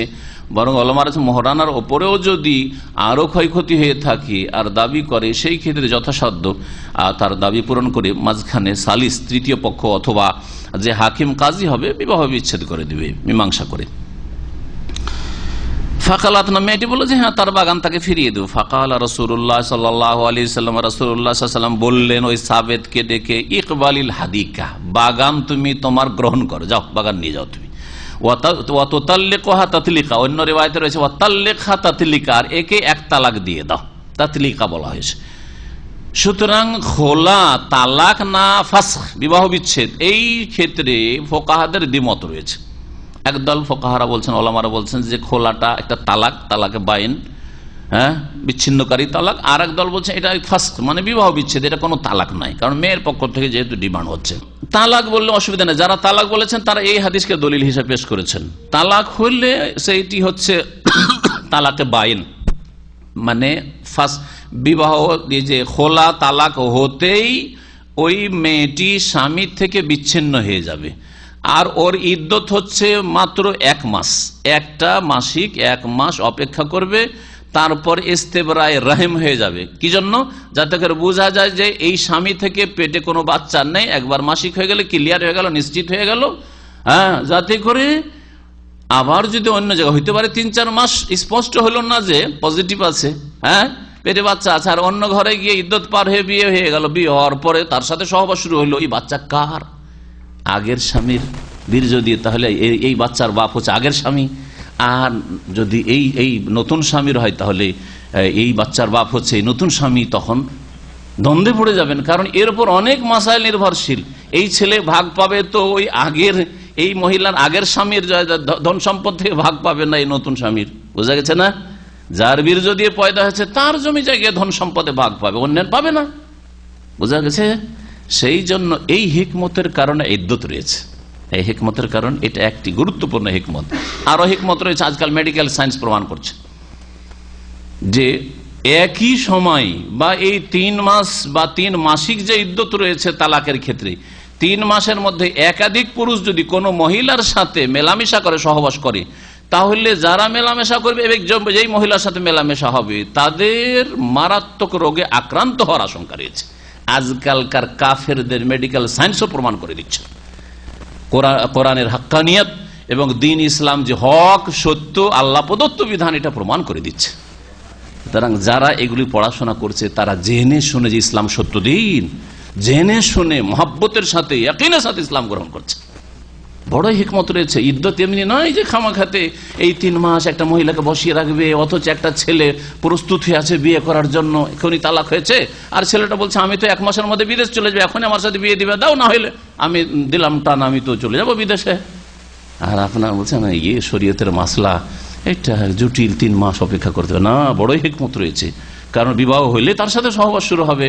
আর এই কাছাকাছি সময়ে যে 2 স্বামীর বা 2 পুরুষের যদি মেলামেশা হয় এক মহিলার সাথে, তাহলে মারাত্মক রোগে আক্রান্ত হবে, যাতে দুনিয়ায় ক্ষতিগ্রস্ত আর আল্লাহ পাকের নাফরমানি করার জন্য দিনের ক্ষেত্রে ক্ষতিগ্রস্ত। আল্লাহ পাক রব্বুল আলামিন সবচেয়ে বেশি আরহামুর রাহিমিন, সবচেয়ে বেশি দয়ালু। সুতরাং ওই মেয়েটির উপর দয়া করতে চায় না, ওই পুরুষগুলির উপর দয়া করতে চায় যে তোমরা ক্ষতিগ্রস্ত হও না, হ্যাঁ তোমরা নিজেকে ধ্বংস করিও না, মারাত্মক রোগে আক্রান্ত হইও না। এই জন্য ইদ্যতের বিধানকে মেনে চলো। আজকাল পালিয়ে গিয়ে যেগুলো বিয়ে করে, যেসব মেয়েরা বিবাহিতা পালিয়ে যায়, স্বামীর ঘর থেকে পালিয়ে গিয়ে বিয়ে করে, কি করে তালাক করিয়ে দিল, তালাক করিয়ে দেওয়ার পরে সেই দিনে অথবা 2-3 দিনের মধ্যে আবার বিয়ে পড়াই দিল।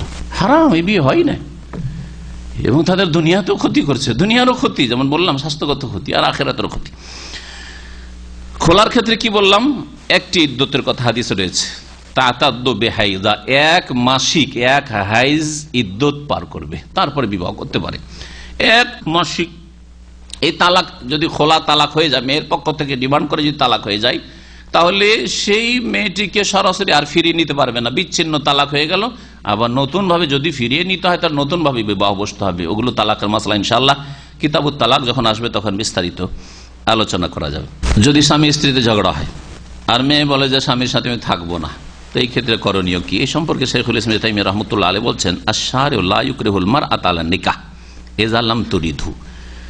শরীয়ত, দ্বীন ইসলাম, আল্লাহ পাক রব্বুল আলামিন তার রাসূল সাল্লাল্লাহু আলাইহি সাল্লাম ওহীর বিধান কোন মেয়েকে বিবাহের জন্য জবরদস্তি করে না। ইযা লাম তুরিদহু, যদি মেয়েটি ইচ্ছুক না থাকে এই বিবাহে বা এই বিবাহ কন্টিনিউ করতে। বাল ইযা কারিহাতি যাওজ, যদি ওই মেয়েটি স্বামীকে ঘৃণা করে, অপছন্দ করে, ও হাসালা বাইনাহুমা শিকাক, স্বামী স্ত্রীতে যদি বিরোধ সৃষ্টি হয়ে যায়, ঝগড়া বিবাদ চলছে, ফাইন্নাহু ইউজআলু আমরুহা ইলা গায়রি যাওজি লিমান ইয়ানজুরু ফিল মাসলিহা, তাহলে স্বামীর হাতে রাখলে হবে না। কারণ স্বামী স্ত্রীতে ঝগড়া, স্বামীর কথা তো স্ত্রী মানবে না, ওর সাথে আমার দ্বিমত, ওর কথা কি করবো, যেটা বলবো সেটাই মানবো, কি করে মানবো? তাহলে এখানে তৃতীয় পক্ষের প্রয়োজন, যে ওই ছেলের স্বামীরও হিতাকাঙ্ক্ষী আর ওই স্ত্রী ওই মেয়েটিরও হিতাকাঙ্ক্ষী, দুইজনের। কারণ যদি একজনের হিতাকাঙ্ক্ষী হয় তাহলে এক পক্ষে টান দিবে, বোঝা গেছে? সুতরাং এমন এক ব্যক্তি হইতে হবে এই ক্ষেত্রে, এই মীমাংসার জন্য, যেই ব্যক্তি বা যারা নিরপেক্ষ লোক। সালিস, এই জন্য সালিস মানে কি? সালিস মানে তৃতীয়, আউয়াল মানে প্রথম, সানি মানে দ্বিতীয়, আর সালিস মানে ছেলেটা হচ্ছে আউয়াল, মেয়েটি হচ্ছে সানি, আর মাঝখানে যে আছে সালিস। ওই জন্য বিচারগুলিকে আমাদের দেশে কি বলা হয়? সালিস বসেছে, আরবি কথা এটা, তৃতীয় পক্ষ সালিস।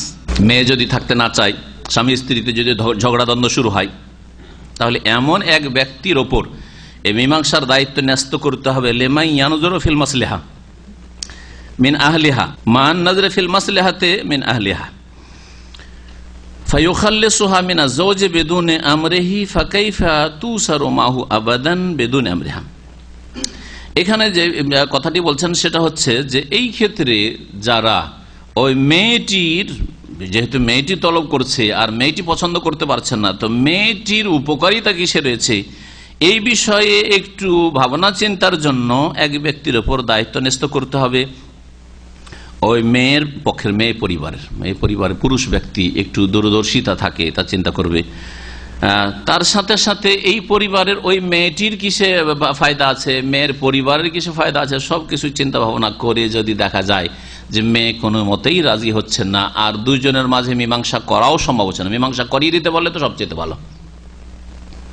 মীমাংসা যদি সম্ভব না হয় তাহলে কি করে? ফায়ুখাল্লিসুহা মিনাজ যাওজি বিদুনি আমরিহি, ওই স্বামী থেকে মুক্ত করবে মেয়েটিকে, যদিও তার হুকুম না থাকে, অনুমতি না থাকে।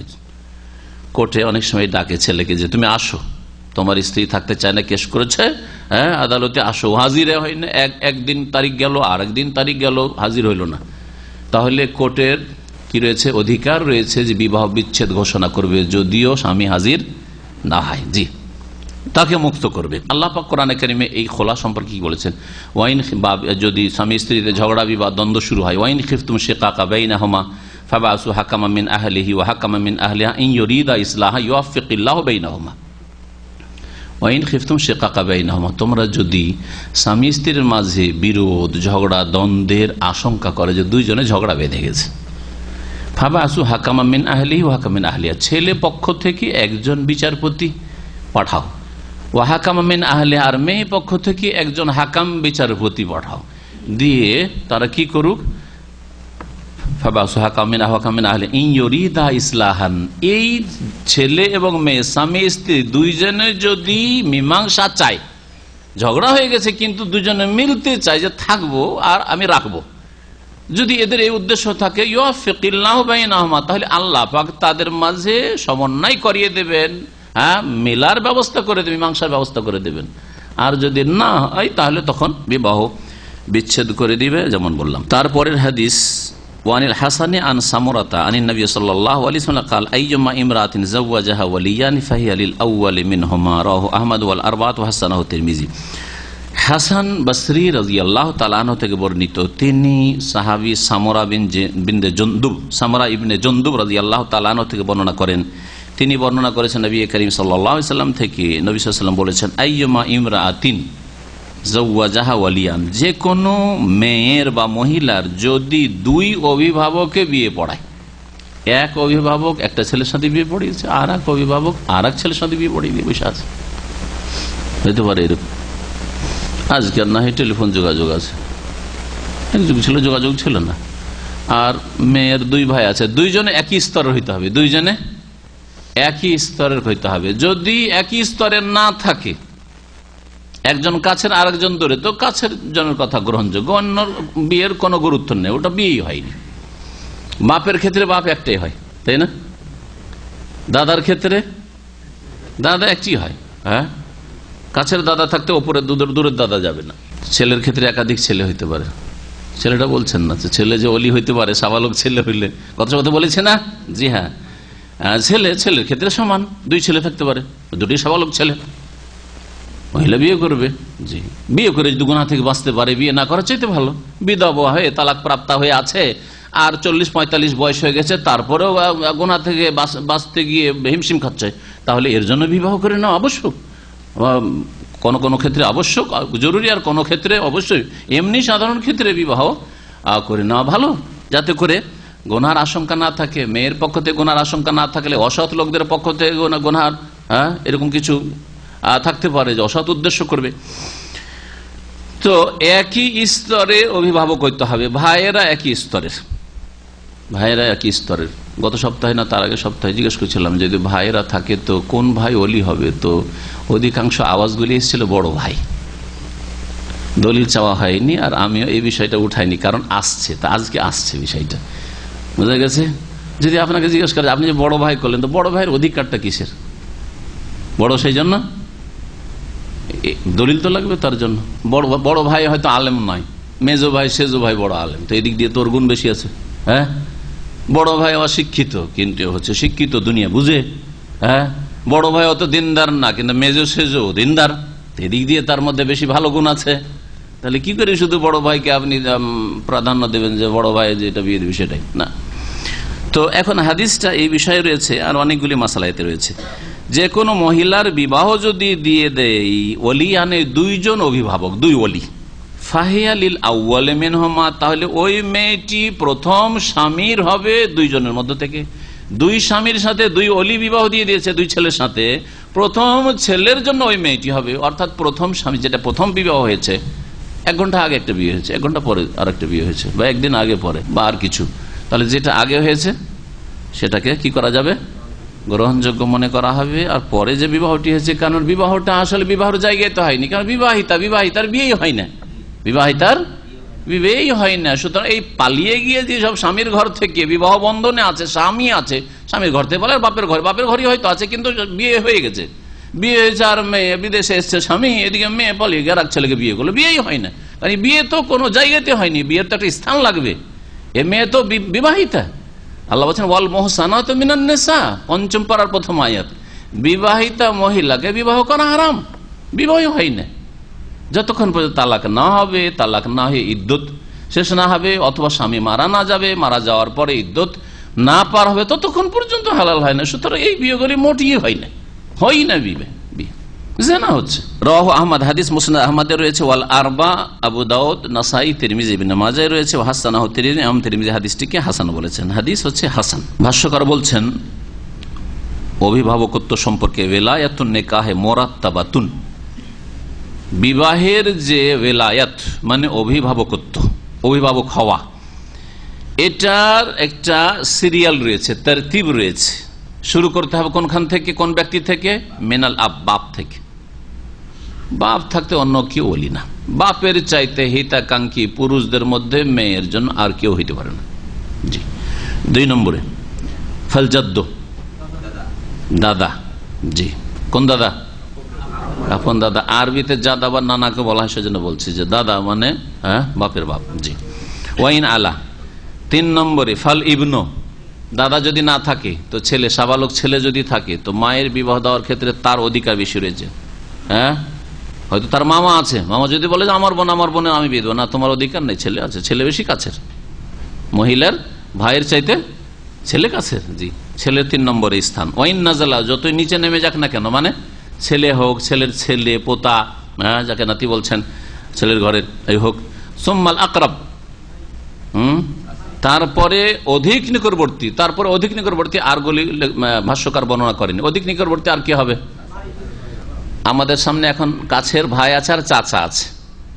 ভাইকে আগে রাখবেন না চাচাকে আগে রাখবেন? ভাইকে আগে রাখতে হবে। কিসের যুক্তিতে ভাইকে আগে রাখবেন?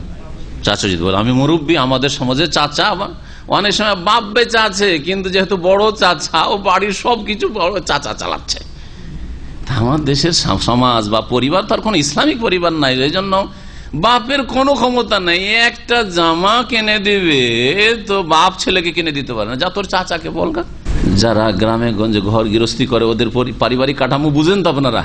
জি জি জি, যত ফ্যামিলি একসাথে থাকে। আমাদের এক ভাই এখানে শ্বশুর বাড়িতে মোটরসাইকেল নিয়ে আসা, বলছে যে চাচা হচ্ছে মালিক, আর আমার মোটরসাইকেল কে চালায়? ওই চাচা, ওই যে বড় চাচা যে বাড়ির মোড়ল, আমরা মোড়ল বলি, মন্ডল বাড়ির, তো ওর ছেলেরা শ্বশুর বাড়ি থেকে মোটরসাইকেল হারাম নিয়ে এসে নিজেও বেচারা ভোগ করতে পেলো না, জাহান্নামে শাস্তি ভোগ করতে হবে বেচারাকে, আর এই মোটরসাইকেল ভোগ করছে কে?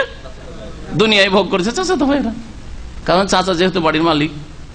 কিরকম কুসংস্কার পারিবারিক, এগুলো পারিবারিক কুসংস্কার। ফাল আকরা, আল আকরা ফাল আকরাব, তারপরে যে যত নিকটবর্তী হবে, মেনাল আসাবা, আসাবাদের মধ্য থেকে। আসাবা এমন আত্মীয় যারা ধন সম্পদে ওয়ারিস হইতে পারে, এবং যা কিছু যাদের জন্য আল্লাহ পাক নির্ধারিত করেছেন বিশেষ একটা পরিমাণ, যে এতটা পাবে, এতটা পাবে, অর্ধেক পাবে অথবা 1/3 পাবে, 1/4 পাবে, এইরকম যে ভাগ করে দিয়েছেন, 1/6 পাবে, 1/8 পাবে, তারপরে যা বাঁচল নিতে পারে, এরা হচ্ছে আসাবা। আসাবা, ভাই হচ্ছে আসাবা, চাচা হচ্ছে আসাবা, এদের বলা হয়েছে।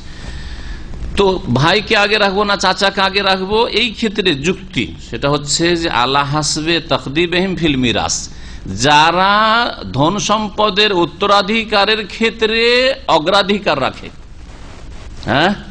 তাকে আগে রাখতে হবে। এখন আপনার সামনে মাসলা আসবে যে একটা মেয়ে যদি মারা যায়, ওর ভাইও আছে, চাচা আছে, এই মেয়েটার ধন সম্পদ কে পাবে? চাচা পাবে না ভাই পাবে? চাচা পাবে।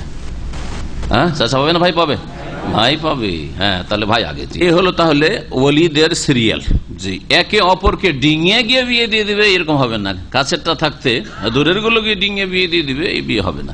ফায়জা ওজেদা ওলিয়ান ফি জিহাতিন ওয়াহিদা ওয়া দারাতিন ওয়াহিদা, ভাষ্যকার বলছেন যদি 2 অভিভাবক থাকে একই দিক থেকে এবং একই মর্যাদার,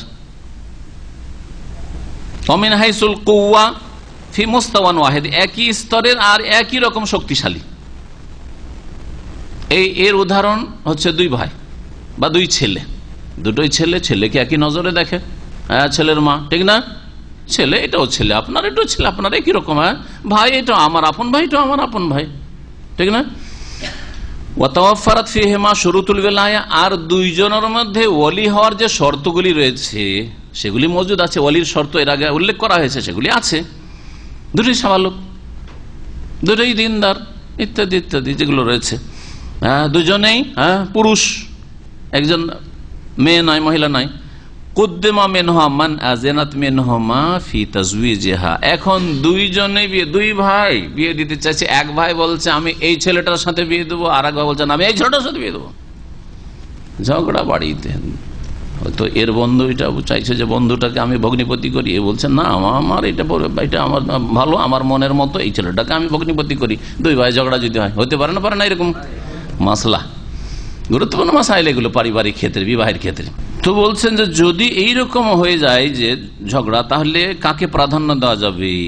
ওই মেয়েটি কাকে চয়েস করছে, মেয়েটাকে ছেড়ে দিতে হবে। তুমি বললো যে তোমার এই ভাই এই ছেলেটাকে চয়েস করেছে, আর এই ভাই ওই ছেলেটাকে চয়েস করেছে, তুমি কোনটা চাও? হয়তো বড় ভাই যেটাকে চয়েস করেছে সেটা মেয়ের পছন্দ নাই, হয়তো অনেক সময় হইতে পারে যে না ছোট ভাই যেটা পছন্দ, ওটা দিনদার, বা ওইটা আমার মনোপুত, ওটা দেখতে সুন্দর, অথবা ওইটা আর ধন সম্পদ আছে, ওটা রাখলাখ ব্যবহার ভালো আছে, মেলা গুণ দেখতে পারে। ওর ইখতিয়ার রয়েছে চয়েসের ক্ষেত্রে। জি, রেজামন্দি সম্মতির ক্ষেত্রে ওই মেয়ের স্বাধীনতা রয়েছে। তাই বলছেন যে কুদ্দেমা মিনহুমা মান আযানাত মিনহুমা ফি তাজওয়িজিহিমা, বিয়ের ক্ষেত্রে যার সাথে বিয়ের ক্ষেত্রে ওই মেয়েটি অনুমতি দিবে যে অমুকের সাথে আমার বিয়ে দিয়ে দেন, ওর সাথে বিয়ে হবে। ওয়াইন ইস্তাওয়া ফিল ইজনে সাহা আকদুল আউয়াল মিনহুমা, কিন্তু অনুমতির ক্ষেত্রে যদি দুটোই সমান হয়, জিজ্ঞেস করছে মেয়েটিকে, মেয়েটি বলছে আমার অসুবিধা না, আপনারা যেটা ভালো মনে করেন। এক ঝামেলা, আর এক ঝামেলা বাড়লো। এখন কি করবেন? ও দুই ভাইয়ের কোন ভাইকে নারাজ করতে চায় না, তখন কি করতে হবে? হাত উঠিয়েছে, বলেন হাত উঠিয়েছেন তো হাদিসের তখন এই হাদিসের বিধানটি ফিট হবে কি? তাই বলছেন যে ওয়াইন ইস্তাওয়া ফিল ইজনে, অনুমতির ক্ষেত্রে যদি দুইজনই সমান হয়, মানে দুটোর ক্ষেত্রে অনুমতি দিচ্ছে যে আমার এই ভাই যেটা পছন্দ করেছে ওটা আমার জন্য ঠিক, এটা আমার জন্য ঠিক, এরকম বলছে যে দুটোই ঠিক, আমি কিছু বলতে পারবো। অথবা বলছে যে অসুবিধা নাই, যেটা আপনারা ভালো মনে করেন, আমি কিছু বুঝি না, ওইসব আমার কোনো আপত্তি নেই। তো বলছেন সাহা আকদুল আউয়াল, আর বিবাহ দিয়ে দিয়েছে। বিবাহ যদি দিয়ে থাকে তাহলে প্রথম যে বিবাহটি হয়েছে সেটা সাব্যস্ত থাকবে, স্বীকৃত, আর ওয়াসার আল আকদুসানি বাতিলান, দ্বিতীয় পরে যে বিবাহটি হয়েছে সেটা বাতিল বলে ঘোষিত হবে। কেন দ্বিতীয় বিবাহটি বাতিল হবে? লিআন্নাহু লাম ইউসাদিফ মাহাল্লান, কারণ এই বিবাহটি যথাস্থানে হয়নি, মানে বিবাহের কোনো সুযোগই নেই এখানে। বিবাহিতা তো বিবাহ অলরেডি হয়ে গেছে শর্ত পুরা করে, যেমন একটু আগে বললাম যে স্বামী থাকতে যারা বিবাহ বসে যাচ্ছে, বিবাহের কোনো স্থানই নেই। ওয়াহাদা বিইজমাইল উলামা, এই ক্ষেত্রে উলামাদের ইজমা রয়েছে। ওয়া ইন লাম তাজান ইল্লা লিওয়ালিইন ওয়াহিদ মিন আউলিয়াহা, এক ওলিকে যদি অনুমতি দেয়, দুই ভাইয়ের একজনকে যদি ওই মেয়েটি অনুমতি দেয়, অনিতাল হুকম বিহি, বড় ভাই আছে মেজো ভাই আছে, বলছে আমার মেজো ভাই যেটা করবে সেটা, যেটা পছন্দ করেছে সেটাকে। ফালাই আছে হো তাজবিজ গায়রিহি মিম্মান লাম তাজান লাহু, মেয়েটি যাকে অনুমতি দেয়নি সে বিবাহ দিতে পারে না। তাহলে এখানে প্রাধান্য দিতে হবে আসল বিষয়টি। হাদিসে শুধু বলা হয়েছে যে দুই অলিতে যদি বিবাহ পড়িয়ে দেয় তাহলে কি করা হবে?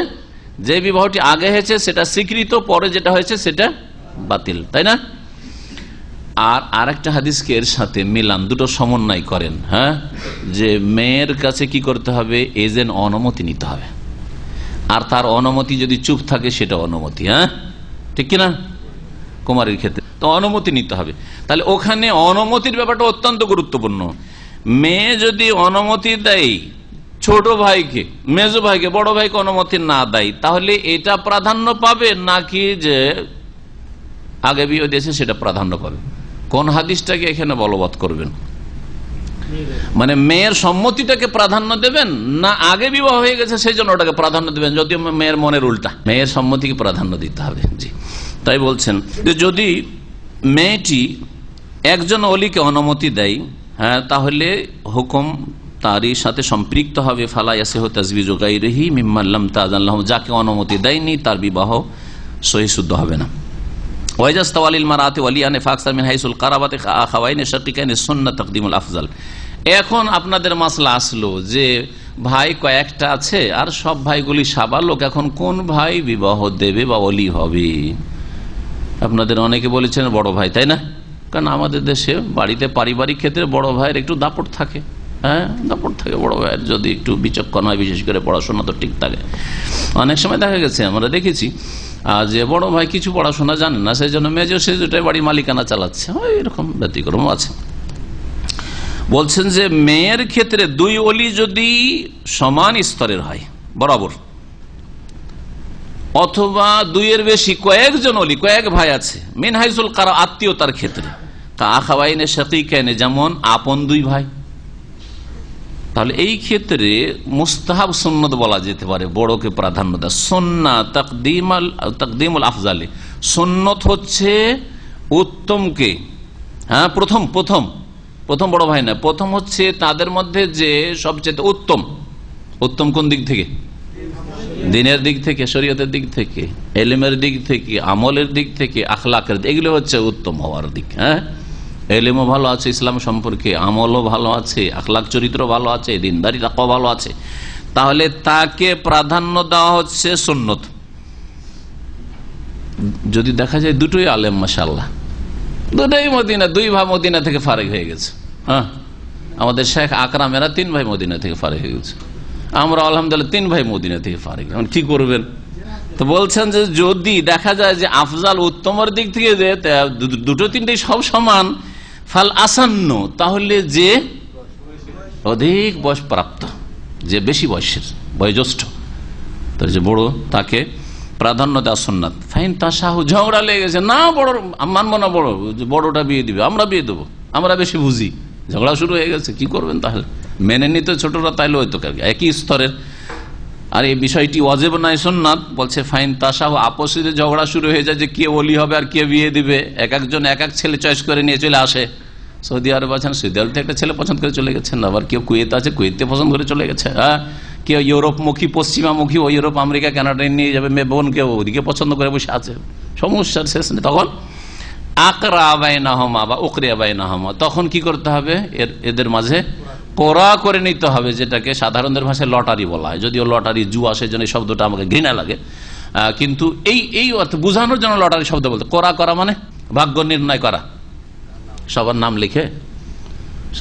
লিখে, হ্যাঁ কাউকে উঠাইতে বললেন, কোন একটা বাচ্চাকে অথবা নিরপেক্ষ কাউকে উঠান, যার নাম উঠে সে হবে বলি, জি করা বলা এটা।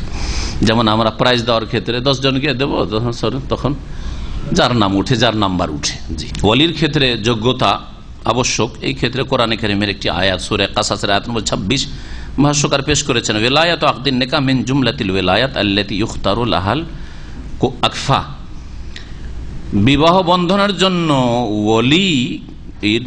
ওলি হওয়াটা এমন একটি বিষয় যার জন্য যোগ্য ব্যক্তিকে চয়ন করা, মনোনীত করা হচ্ছে শরীয়ত সম্মত বিষয়। যোগ্য ব্যক্তিকে দেখতে হবে না, অযোগ্য ভাই শুধু তার ডিগ্রি আছে কিন্তু দিনদারি নেই, হ্যাঁ আল্লাহ ভীরুতা নেই। একটা যোগ্য ছেলে যে বোনের জন্য পছন্দ, যোগ্য মানে দিন দুনিয়া সব ক্ষেত্রে এই রকমের দূরদর্শিতাও নেই, ওই ইমানি জজবাও নাই, না। তো কোন ধরনের ওলি হইতে হবে? বলছেন কফু মানে উপযুক্ত, উপযুক্ত দিনের ক্ষেত্রে, দুনিয়ার ক্ষেত্রে উপযুক্ত। দিনের ক্ষেত্রে একটা দিনদার যখন বোন আছে, তো দিনদার বোনের জন্য ওইরকম দিনদার ছেলে। তারপরে মেয়েটি ধরেন কোরআন হাদিস পড়া, তাহলে কোরআন হাদিস পড়া স্বামী। মেয়েটি হচ্ছে কোরআন হাদিস পড়া, আরবি পড়া, আর ছেলেটা আরবির একটা অক্ষরও জানে না, একেবারে শুধু ইংরেজি পড়া ছেলে দিয়ে দিলেন, তাহলে অ্যাডজাস্ট হইতে খানিকটা অসুবিধা আছে। এর বিপরীতটা হইলো এরকম অসুবিধা আছে। মেয়েটি মাশাআল্লাহ MBBS ডাক্তার, আর একটা ম্যাট্রিক পাস ছেলেকে চয়েস করে বসে আছেন, হ্যাঁ ইও এক সমস্যা। কারণ বিয়ে তো আর একদিনের জন্য না, প্রথমখানে তো ভালোই মজা লাগবে হয়তো, হ্যাঁ মনটা মিলে গেলে পরে হয়তো তিক্ততা চলে আসবে, আরে কি রে এ তো অযোগ্য আমার। আল্লাহ পাক রব্বুনা বলছেন ইন্না খায়রা মান ইস্তাজারতাল কাউইয়ুল আমিন, আল্লাহ বলছেন নিঃসন্দেহে শুআইব বের যে দুই মেয়ের এক মেয়েকে পেশ করেছিলেন বিবাহের জন্য। কার জন্য? মূসা আলাইহিস সালামের জন্য। মূসা আলাইহিস সালাম যখন পৌঁছলেন মাদিয়ানে গিয়ে যে আমার দুটো মেয়ে আছে, ইন্নী উরিদু আন উনকিহাকা ইহদাবনাতাইয়া হাতাইন, আমার এই দুই মেয়ের এক মেয়ের সাথে তোমার বিবাহ দিতে চাই। আলা আন্তা জোরানি সামানিয়া হেজাজ, কিন্তু শর্ত হচ্ছে 8 বছর গোলামি করতে হবে, বাড়িতে চাকর খাটতে হবে। ফাইন আতমামতা আশারান, তবে 8টা জরুরি, আর 2 বছর যদি বাড়িয়ে দাও তাহলে ফামিন দেখ তোমার ইচ্ছে। হ্যাঁ ভালো, আরো ভালো হয়। তাহলে 10টা বছর যদি আমার বাড়িতে চাকরি করো, বকরি ছাগল আছে চড়াও। ওর ছেলে ছিল না, ছেলে সন্তান ছিল না। ঠিক আছে, মুসা আলাইহিস সালাম মেনে নিলেন, বিয়ে করলেন 2 বোনের একটাকে।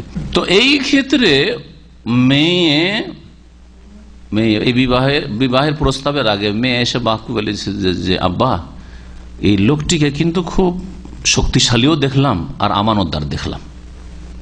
আমাদের বকরি ছাগলকে ফিরিতে ফিরিতে পানি উঠিয়ে দিল আর পানি পান করিয়ে দিল। আমাদেরকে বললো যে আপনারা একটু দূরে সরে যান, আমি পানি পান করে দিচ্ছি। মেয়ে মানুষ, আপনারা কেন কূপ থেকে এত কষ্ট করে পানি উঠাবেন, আমি উঠিয়ে দিচ্ছি। আর বালতিতে বালতি উঠাচ্ছে, ওতে বোঝা যায় যারা কূপ থেকে বালতি উঠাতে গিয়ে যদি ওই এর সাথে কূপের সাথে শুধু ঘষা খায়, কোন রকম টেনে টুনে উঠাচ্ছেন, বোঝা যাবে যে কমজোর পার্টি আছে, ঠিক কিনা? আর উঠাচ্ছেন একটু আপনি কূপের গায়ে লাগতে, দেয়ালে লাগতে দিচ্ছেন না, মাঝখান দিয়ে উঠিয়ে নিচ্ছেন, শক্তি আছে, ঠিক কিনা? দেখছে দূর থেকে ওই মেয়েগুলি, এই জন্য কবি বলেছে। আর আলামিন বিশ্বস্ত কেন বললো? এই মেয়েরা বিশ্বাস এই জন্য যে মেয়েরাকে দেখলে একটা যুবক মানুষ একটু তো তাকাবার চেষ্টা করবে, দেখি কেমন হইতো, একটু দেখি একটু কেমন, লুকিয়ে লুকিয়ে, হ্যাঁ কালো চশমা দিয়েও দেখার চেষ্টা করে অনেক, ঠিক না? ও তাকাচ্ছে না, মুসা আলাইহিস সালাম তাকাচ্ছেন না, যুবক মানুষ একেবারে। তারপরও মেয়েগুলির দিকে তাকাচ্ছেন একটু, যে কেমন কিরকম তাদের চাল চলন, একটু তাকাচ্ছেন। বুঝতে পারে জ্ঞানী মেয়ে হইলে, যেমন জ্ঞানী ছিল, বুঝতে পারে যে মেয়েটার চাল চলন কেমন আছে, চলাফেরা রাস্তায় চলছে ওতেই বোঝা যায়। এরকমই মেয়ের ক্ষেত্রে, ছেলের ক্ষেত্রে বোঝা যায়। তো এসে বাপকে বলেছে ইয়া রাসূল আবাতে ইস্তাজির, আব্বা একে মজদুর রেখে নেন না, বাড়িতে চাকরের দরকার, আমাদের কোনো ভাই নেই তো এই কাজগুলি করবে, একটু চাকর রেখেন। কেন চাকর রাখতে বলেন? ইন্না খায়রা মান ইস্তাজারতাল কাউইউল আমিন, নিঃসন্দেহে সবচাইতে উত্তম মজদুর বা চাকর ওই ব্যক্তি, যেই ব্যক্তি হচ্ছে বড় শক্তিশালী, যার গায়ে শক্তি আছে, কাজ করে দিতে পারবে যে কোনো কাজ সাংসারিক। আর আল আমিন, যে বিশ্বস্ত, একটা টাকা মারবে না, একটা বকরি ছাগলের ক্ষয়ক্ষতি করবে না, বাড়ির কোনো ক্ষয়ক্ষতি করবে না, সে হচ্ছে ভালো সবচাইতে। সুতরাং এর মতো চাকর আর পাওয়া যাবে না। তো এই আয়াত দলিল হচ্ছে ওয়ালায়াতের ক্ষেত্রে, ওলির ক্ষেত্রে, যে ওলির জন্য হওয়া উচিত শক্তিশালী। গায়ের শক্তি থেকে তো আর কাজ হবে না। 100 কিলো ওজন থেকে লাভ আছে?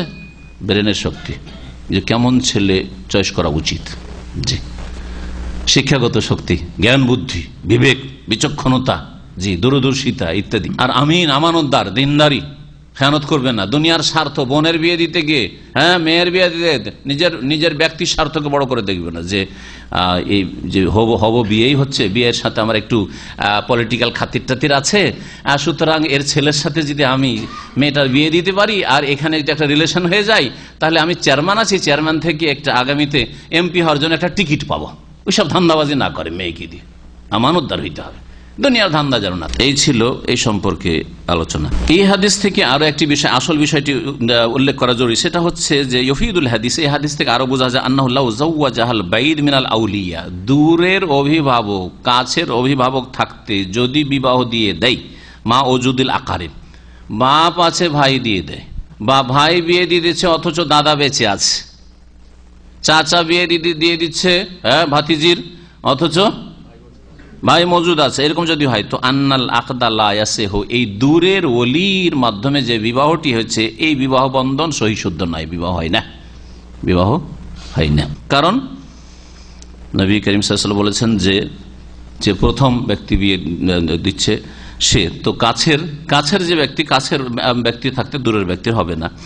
আর এছাড়াও ওলি সম্পর্কে, ওলি হচ্ছে যে কাছের, সে হচ্ছে আসল ওলি। লিআন্নাল বাইদা লা ইউসাম্মা ওলিয়ান মা ওজুদি আকরাব মিনহু, এই হাদিস থেকে কি করে দলিল পেশ করছেন? বলছেন যে দূরের ব্যক্তি কাছের ব্যক্তি থাকা সত্ত্বে আসলে ওলি নাই, যখন ছেলে মেয়েকে স্কুলে পাঠান তখন ওখানে অভিভাবক বলে একটা ঘর আছে, ফর্মগুলি আসে, দেখেছেন না? তো বাপ বেঁচে থাকতে কি ভাই লিখবে যে অভিভাবক আমি, চলবে? লেখে না। হ্যাঁ, তারপরে এগুলো সামান্য ক্ষেত্রে সে চলতে পারে, কিন্তু বিবাহের ক্ষেত্রে চলবে না। বিবাহের ক্ষেত্রে এটা বড় ক্ষেত্র, সুতরাং বিবাহের ক্ষেত্রে চলবে না।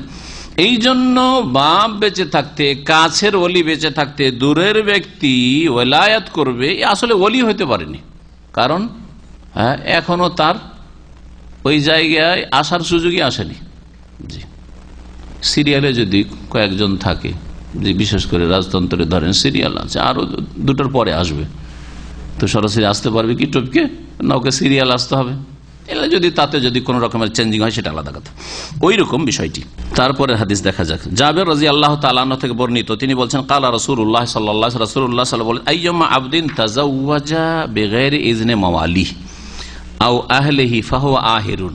এই হাদিসটি এমন একটা হাদিস যার সম্পর্ক গোলাম কৃতদাসের সাথে, আর আজকাল কৃতদাস নেই, সুতরাং এই মাসলার বর্তমানে অবশ্যই প্রয়োজন নেই, কিন্তু কোন এক সময় আসতে পারে এবং এক সময় ছিল এর আগে, যেহেতু গোলামের ইসলামী বিধান রহিত হয়ে যায়নি, ওই রকম অবস্থা যদি তৈরি হয় তাহলে জুলম অত্যাচার করা, দাসদের বা বন্দীদের উপর জুলম অত্যাচার করা, তাদেরকে জেলে রেখে কষ্ট দেওয়া, নির্যাতন করার চাইতে অবশ্যই ভাগ বন্টন করে দেওয়া মুজাহিদদের মাঝে, আর মানিজ্যতার সাথে মনিবের বাড়িতে থাক, যা খাবে খাওয়াবে, যা পড়বে পড়াবে, তার চিকিৎসা দেবে, তাহলে এটা অনেক ভালো। এই জন্য গোলামির ওপর অনেকে সমালোচনা করে থাকে, অথচ জেলে হাজতে যে জুলম অত্যাচারগুলি হচ্ছে প্রশাসনের পক্ষ থেকে, এগুলি সম্পর্কে মানুষের খেয়ালই নেই। এর চাইতে অনেক ভালো জীবন হচ্ছে গোলামের জীবন। কারণ 1000 জন যখন 1000 বাড়িতে ভাগ হয়ে চলে গেল, তখন তারা সেখানে করে তাদের অধিকার যতটুকু আছে অনেকটা ভালো পাবে, অনেকটা ভালো পাবে। তারপরে শরীয়তে যে বিষয়গুলিতে ইঙ্গিত করলাম, নবী সাল্লাল্লাহু আলাইহি ওয়াসাল্লাম, তোমার বাড়িতে যদি গোলাম থাকে, তোমার চাকর থাকে, কৃতদাস থাকে, তুমি যা খাবে খাওয়াবে, তুমি যা পড়বে পড়াবে, এবং তাকে তার সাধ্যের অতিরিক্ত কোনো কাজের দায়িত্ব দেবে না। যদি কখনো ভারী কাজ দিতে হয় তো তুমি তার সাথে লেগে কাজ করবে। কত সুন্দর কথা! ইসলাম ছাড়া কেউ শেখায়নি, ইসলাম ছাড়া কোনো মতবাদে এসব কথা শেখানো হয়নি। জি, আর জেলের মধ্যে কি যে জুলম অত্যাচার হয়, জেলের ইতিহাসগুলি জানা আছে। আজকে গুয়ান্টানামোর জেলে কি জুলম অত্যাচার, আবু গারিব জেলে এরাকে কি জুলম অত্যাচার, আরো সারা বিশ্বের যে জুলম অত্যাচারগুলি হয়েছে, আল্লাহ পাকে হেফাজত করে দুনিয়ার জেল থেকে আর আখেরাতের জেল থেকে আমাদের। তো নবী করিম সাল্লাল্লাহু আলাইহি ওয়াসাল্লাম বলছেন যে কোন ব্যক্তি, আইয়াম আবদিন, কোন কৃতদাস, কোন দাস যদি তাজাওয়াজা, বিয়ে করে ফেলে, দাসের ব্যক্তি মালিকানা নেই, তার টাকা পয়সা ইনকাম হলে সে টাকা পয়সা কার কাছে চলে যাবে? মালিকের কাছে, মনিবের কাছে অটোমেটিকলি চলে যাবে। তাকেও যেমন বিক্রি করতে, তার উপার্জিত ধন সম্পদ সবকিছুর মালিক হচ্ছে মালিক, তার মনিব, মাওলা। এটা হচ্ছে কৃতদাসীর ক্ষেত্রে। পক্ষান্তরে যারা বাড়ির এমনি চাকর নকর মান্থলি বেতন দিয়ে রাখছেন, সেই ক্ষেত্রে না, তার ব্যক্তি মালিকানা আছে, মাসের মাস বেতন নেবে, সে যা ইচ্ছা তাই করবে, সে নিজে বিয়ে শাদী করবে, আপনার অনুমতি নিয়ে বিয়ে করতে হবে না, আপনি কেউ না তার, আপনার বাড়িতে সে গরিব অভাবী, সেই জন্য মোকাপেক্ষি চাকরি করতে এসছে, ব্যাস। হ্যাঁ, ওইরকমই কফিলের মালিকের, উনি চাকরি করতে এসেছেন, তাই বলে বলবেন যে কফিলকে বলে আমি বিয়ে করবো, অনুমতি না, এই কফিল না, কফিলের দাস আপনি না। এইরকমই যারা কাজের মেয়ে, তারা কফিলের দাসী না, মোটেই না। অনেক জাহেল মূর্খরা মনে করে যে কাজের মেয়েগুলি মনে হয় দাসী, এবং এই অজ্ঞতা জেহালতের কারণে ওই রকমের বদাচরণ করে, লুচ্ছামি করে অনেকে। না, এরা দাসী নয়, এরা পেটের দায়ে অথবা তাদের স্বভাব দোষে, ইমান তাকওয়ার অভাবে এই মেয়েরা পরের বাড়িতে কাজ করতেছে। মেয়েরা কেন পরের বাড়ি কাজ করবে? ইসলামে এভাবে জায়েজ নয় যেভাবে মেয়েরা একা এসে অপরের বাড়ি কাজ করবে, বড় রিস্ক রয়েছে, ফিতনা রয়েছে। কোন দাস যদি বিনা অনুমতিতে বিয়ে করে নেই, তার মালিকের মাওয়ালি, তার মালিকের বিনা, মালিককে কিছু বলেনি, বিয়ে করে বসে আছে, মালিক যদি সময় না দেয়, তোকে কাজই দিতে যাও, তুমি ডেলি বিদেশ পাঠিয়ে দেয়, ডেলি বাইরে কাজের জন্য পাঠিয়ে দেয়, তো স্ত্রী তো হকই আদায় করতে পারবে না। আর যখন অনুমতি নিয়ে নিবে মনিবের কাছে, তখন মনিব জানছে যে আমি যখন তাকে অনুমতি দিয়েছি বিয়ে করার, তার মানে তাকে কিছুটা সময় তার স্ত্রীর সাথে থাকার সুযোগ দিতে হবে, কারণ আমার অনুমতিতে সে বিয়ে করেছে। জি, আহলেহি, অথবা তার পরিবার, পরিবার মানে যেই পরিবারের সে দাস, সে পরিবারের বিনা অনুমতিতে যদি বিয়ে করে নেয় কোন গোলাম কিন্তু দাস, ফাহুয়া আহেরুন, তাহলে সেই ব্যক্তি হচ্ছে জেনাকারী, ব্যভিচারকারী। সে হচ্ছে গুনাহগার। হাদিস ইমাম আহমদ বর্ণনা করেছেন, আবু দাউদ বর্ণনা করেছেন, তিরমিজি এবং ইমাম তিরমিজি সহিহ বলেছেন, এইরকম ইবনে হিব্বান রাহমাতুল্লাহ বর্ণনা করেছেন। হাদিস হচ্ছে হাসান। এই হাদিসের বেশি মাসলা মাসাইলের প্রয়োজন নেই। আসল মাসলাটা জানলে হলো যে যেহেতু কৃতদাস তার ব্যক্তি মালিকানা নেই, সুতরাং বিয়ে যদি করতে হয় তাহলে মালিকের কি করতে হবে, অনুমতি নিয়েই বিয়ে করতে পারবে। পক্ষান্তরে হাউস ড্রাইভার অথবা খাদ্দামা যদি থাকে, হ্যাঁ কাজের মেয়ে থাকে, এদেশে খাদ্দামা বলে কাজের মেয়ে, দেশে চাকরানি কাজের মেয়ে থাকে, বিবাহ করার জন্য মালিকের অনুমতি নেওয়ার কোনো প্রয়োজন নেই। বিবাহ করে নিয়েছে মেয়ে বা ছেলে, বিয়ে করে নিয়েছে, বিয়ে করার পরে তোমার বাড়ি চাকরি করো, তোমার করবো না, চলে যেতে পারে, যে কোনো সময় চলে যেতে পারে অথবা থাকতে পারে। কোর্স পুরা হয়ে গেছে, আর বেশি করব না, আমরা 1.5 ঘন্টার বেশি আলোচনা করব না, এতে আলোচনা শেষ। এরপরে যেসব দূরের ভাইরা আছেন আপনারা চলে যেতে পারেন, আর যারা কাছের আছেন যদি মনে করেন অথবা প্রয়োজন আছে জিজ্ঞাসাবাদ, যেহেতু জুমার পরে আসর পর্যন্ত যে তফসির হয় ওতে একেবারে 1 ঘন্টা কোনো রকম টাইম পাওয়া যায়, সেজন্য প্রশ্ন উত্তর দিতে পারি না। তারপরে যদি কোনো প্রশ্ন থাকে জরুরি তাহলে আপনারা প্রশ্ন করতে পারেন, অথবা অনলাইনে কোনো প্রশ্ন থাকে আর জরুরি বারবার রিপিট করা প্রশ্ন গত সপ্তাহে যেগুলো আবার এই সপ্তাহে, অথবা কিছু আছে ওই রকমই প্রশ্ন গতানুগতিক চলতি আছে প্রতি সপ্তাহে, এরকম প্রশ্ন নয়। 1 তালাক দিল অথবা 2 মাসে 2 তালাক হইল, এই 2 তালাক পর্যন্ত আল্লাহ বলছেন আত-তালাক মাররাতান, মানে তালাকে রাজিই হচ্ছে 2 বার, 2 বার করে তালাক দিয়ে, 2 মাসে 2 বার তালাক দিয়ে কি করা যেতে পারে, ফিরিয়ে নেওয়া যেতে পারে। রাজি এই জন্য বলা হয় যে রাজাত, ফিরিয়ে নেওয়া, রাজা মানে ফিরিয়ে নেওয়া, তো ফিরিয়ে নেওয়া যেতে পারে। তো 2 তালাক দিয়েও ফিরিয়ে নিতে পারে স্ত্রীকে, তাহলে 1 তালাক দিয়ে স্বাভাবিক আরো ভালো ফিরিয়ে নিতে পারে, কিন্তু ইদ্যতের মধ্যে হইতে হবে। ইদ্যতের মধ্যে, আর ইদ্যত হচ্ছে সালাসাতু কুরু ওয়াল মুতাল্লাকাতু ইয়াতারাব্বাসনা বিআনফুসিহিন্না সালাসাতু কুরু। আল্লাহ বলেছে তালাক প্রাপ্তা নারীরা ইয়াতারাব্বাসনা অপেক্ষা করবে, অন্য স্বামীর ঘরে যেতে পারবে, ইদ্যতে থাকবে, হ্যাঁ তাদের নিজেদের সম্পর্কে বিআনফুসিহিন্না সালাসাতা কুরু, 3 কুরু, 3 মাসিক, 3 হাইজ বা 3 তোহর, ফুকাহাদের ইখতিলাফ, কিন্তু একই কথা। 3টা মাসিক পার হইলেই হলো, 3টা মাসিক পার হইলেই হইল, তখন কি হয়ে যাবে, বিবাহ বিচ্ছেদ হয়ে যাবে, অন্য স্বামীর বিবাহে চলে যেতে পারে, অন্য স্বামী পয়গাম দিতে পারবে, তখন আর বিবাহ বসে যেতে পারে। কিন্তু যতক্ষণ 3 মাসিক পুরানো হয়েছে স্ত্রীকে ফিরিয়ে নেওয়ার অধিকার আছে 1 তালাক দিয়ে অথবা 2 তালাক দিয়ে। কিন্তু 3 তালাক হয়ে যাওয়ার পরে এক্ষুনি 3 তালাক, আর যদি বলে 1 মিনিটের মধ্যে আমি এক্ষুনি ফিরিয়ে নেবো, আর ফিরাবার কোনো অধিকার নেই। ফাইন তাল্লাকাহা ফালা তাহিল্লু লাহুম বাদু হাত্তা তানকিহা যাওজান গায়রা। আল্লাহ পাক বলছেন যদি 3য় তালাক কেউ দিয়ে দেয় তাহলে অতক্ষণ পর্যন্ত হালাল হবে না যতক্ষণ পর্যন্ত তানকিহা যাওজান গায়রা, অন্য কোনো স্বামীর সাথে স্বেচ্ছায় বিবাহ না হবে, বিনা কোনো চুক্তিতে, এই কন্ট্রাক্টের হিল্লার বিয়ে নয়, স্বেচ্ছায় ওর সাথে আমি সংসার করব এই নিয়তে ছেলে বিয়ে করছে, আর এই মেয়েটি ওই নিয়তে বিয়ে করেছে যে ওই স্বামীর ঘরে, যে স্বামীর ঘরে যাচ্ছে ওর কাছেই সারা জীবনটা এখন কাটাবো, এই নিয়তে বিয়ে করেছে। তারপরে ভাগ্যচক্রে বললো না, চললো না, তালাক হয়ে গেল, যে কোনো কারণে তালাক নিয়ে নিল অথবা দিয়ে দিল, তারপরে আবার ইদ্যত পার হইতে হবে, হ্যাঁ 3 মাসিক। তারপরে অন্যরা যেমন পেগাম দিতে পারে, অন্য কাস্টমার আসতে পারে, ঠিক তেমনি ওই আগের স্বামী যে ছিল সে আজনবী লোক, সেও পেগাম দিতে পারে যে আমিও বিয়ে করতে চাই। এখন অভিভাবক যার সাথে চাইবে, মেয়েটিও যার সাথে চাইবে, নতুন কোন কাস্টমারের ঘরে যেতে পারে, আবার ওই পুরাতন স্বামীর ঘরে যেতে পারে। স্বামীর আর কোনো অধিকার নেই 3 তালাক দেওয়ার পর, 1 পয়সারও কোনো অধিকার নেই। আর চুক্তি করা হারাম, জেনা ব্যভিচার, লজ্জাকর বিষয় যে তুমি 1 রাত 2 রাতের জন্য বিয়ে করো তারপরে হালাল করে দিয়ে দিও, এই সম্পর্কে বলেছি। আর হাদিস আসবে তখন আরো বিস্তারিত বলবো। জি, তালাকের চ্যাপ্টার আসছে, সুতরাং তালাকের আর কোনো প্রশ্ন করিয়েন না। বিবাহের প্রথম রাতে স্বামী স্ত্রীর মাঝে মিলামিশা করতে হবে না, মানে সহবাস করতে হবে না, শুধু গল্প গুজব করে কাটাতে হবে, এটা বিদাতি কথা। বিবাহ করার পরে রাতে গিয়ে সহবাস করতে জরুরি নয়, বিবাহ দিনে হয়েছে আর সাথে সাথে কবুল কাবেল তো বলার 5 মিনিট পরে, 1 মিনিট পরে যদি ঘরে ঢুকে পড়েন তারপরে স্ত্রী হালাল। নেশা হুকুম হারস, তোমার বিবি হয়ে গেছে, তোমার এখন শস্য ক্ষেত্র, ফাতু হারসাক আন্না সে, তুমি যেমন ইচ্ছা যখন ইচ্ছা এখন আসতে পারো, সকালে আসতে পারো, দুপুরে আসতে পারো, বিকালে আসতে পারো, যে কোনো সময় আসতে পারো, বাস নামাজটা ঠিক রেখে হবে, নামাজের সময় পড়ে থাকিয়েন না আপনি। জি, 1 তালাক 2 তালাক দিয়ে ফিরিয়ে নিয়েছেন, মানে ইদ্যত পার করে নতুন বিবাহ করেন নাই, ইদ্যত ওই 3 মাসের মধ্যে ফিরিয়ে নিয়েছেন, ঠিক না? আর আবার তালাক দিয়ে দিল। একটা তালাক আপনি 15 বছর বয়সে দিয়েছিলেন, আর একটা 50 বছর বয়সে, আর একটা যদি 100 বছর বয়সে দেন, মরার আধা ঘন্টা আগে, তো মরার আধা ঘন্টা আগে আপনার স্ত্রী আপনার জন্য হারাম হয়ে গেছে। শোনেন ভালো করে, এবার বুঝলেন?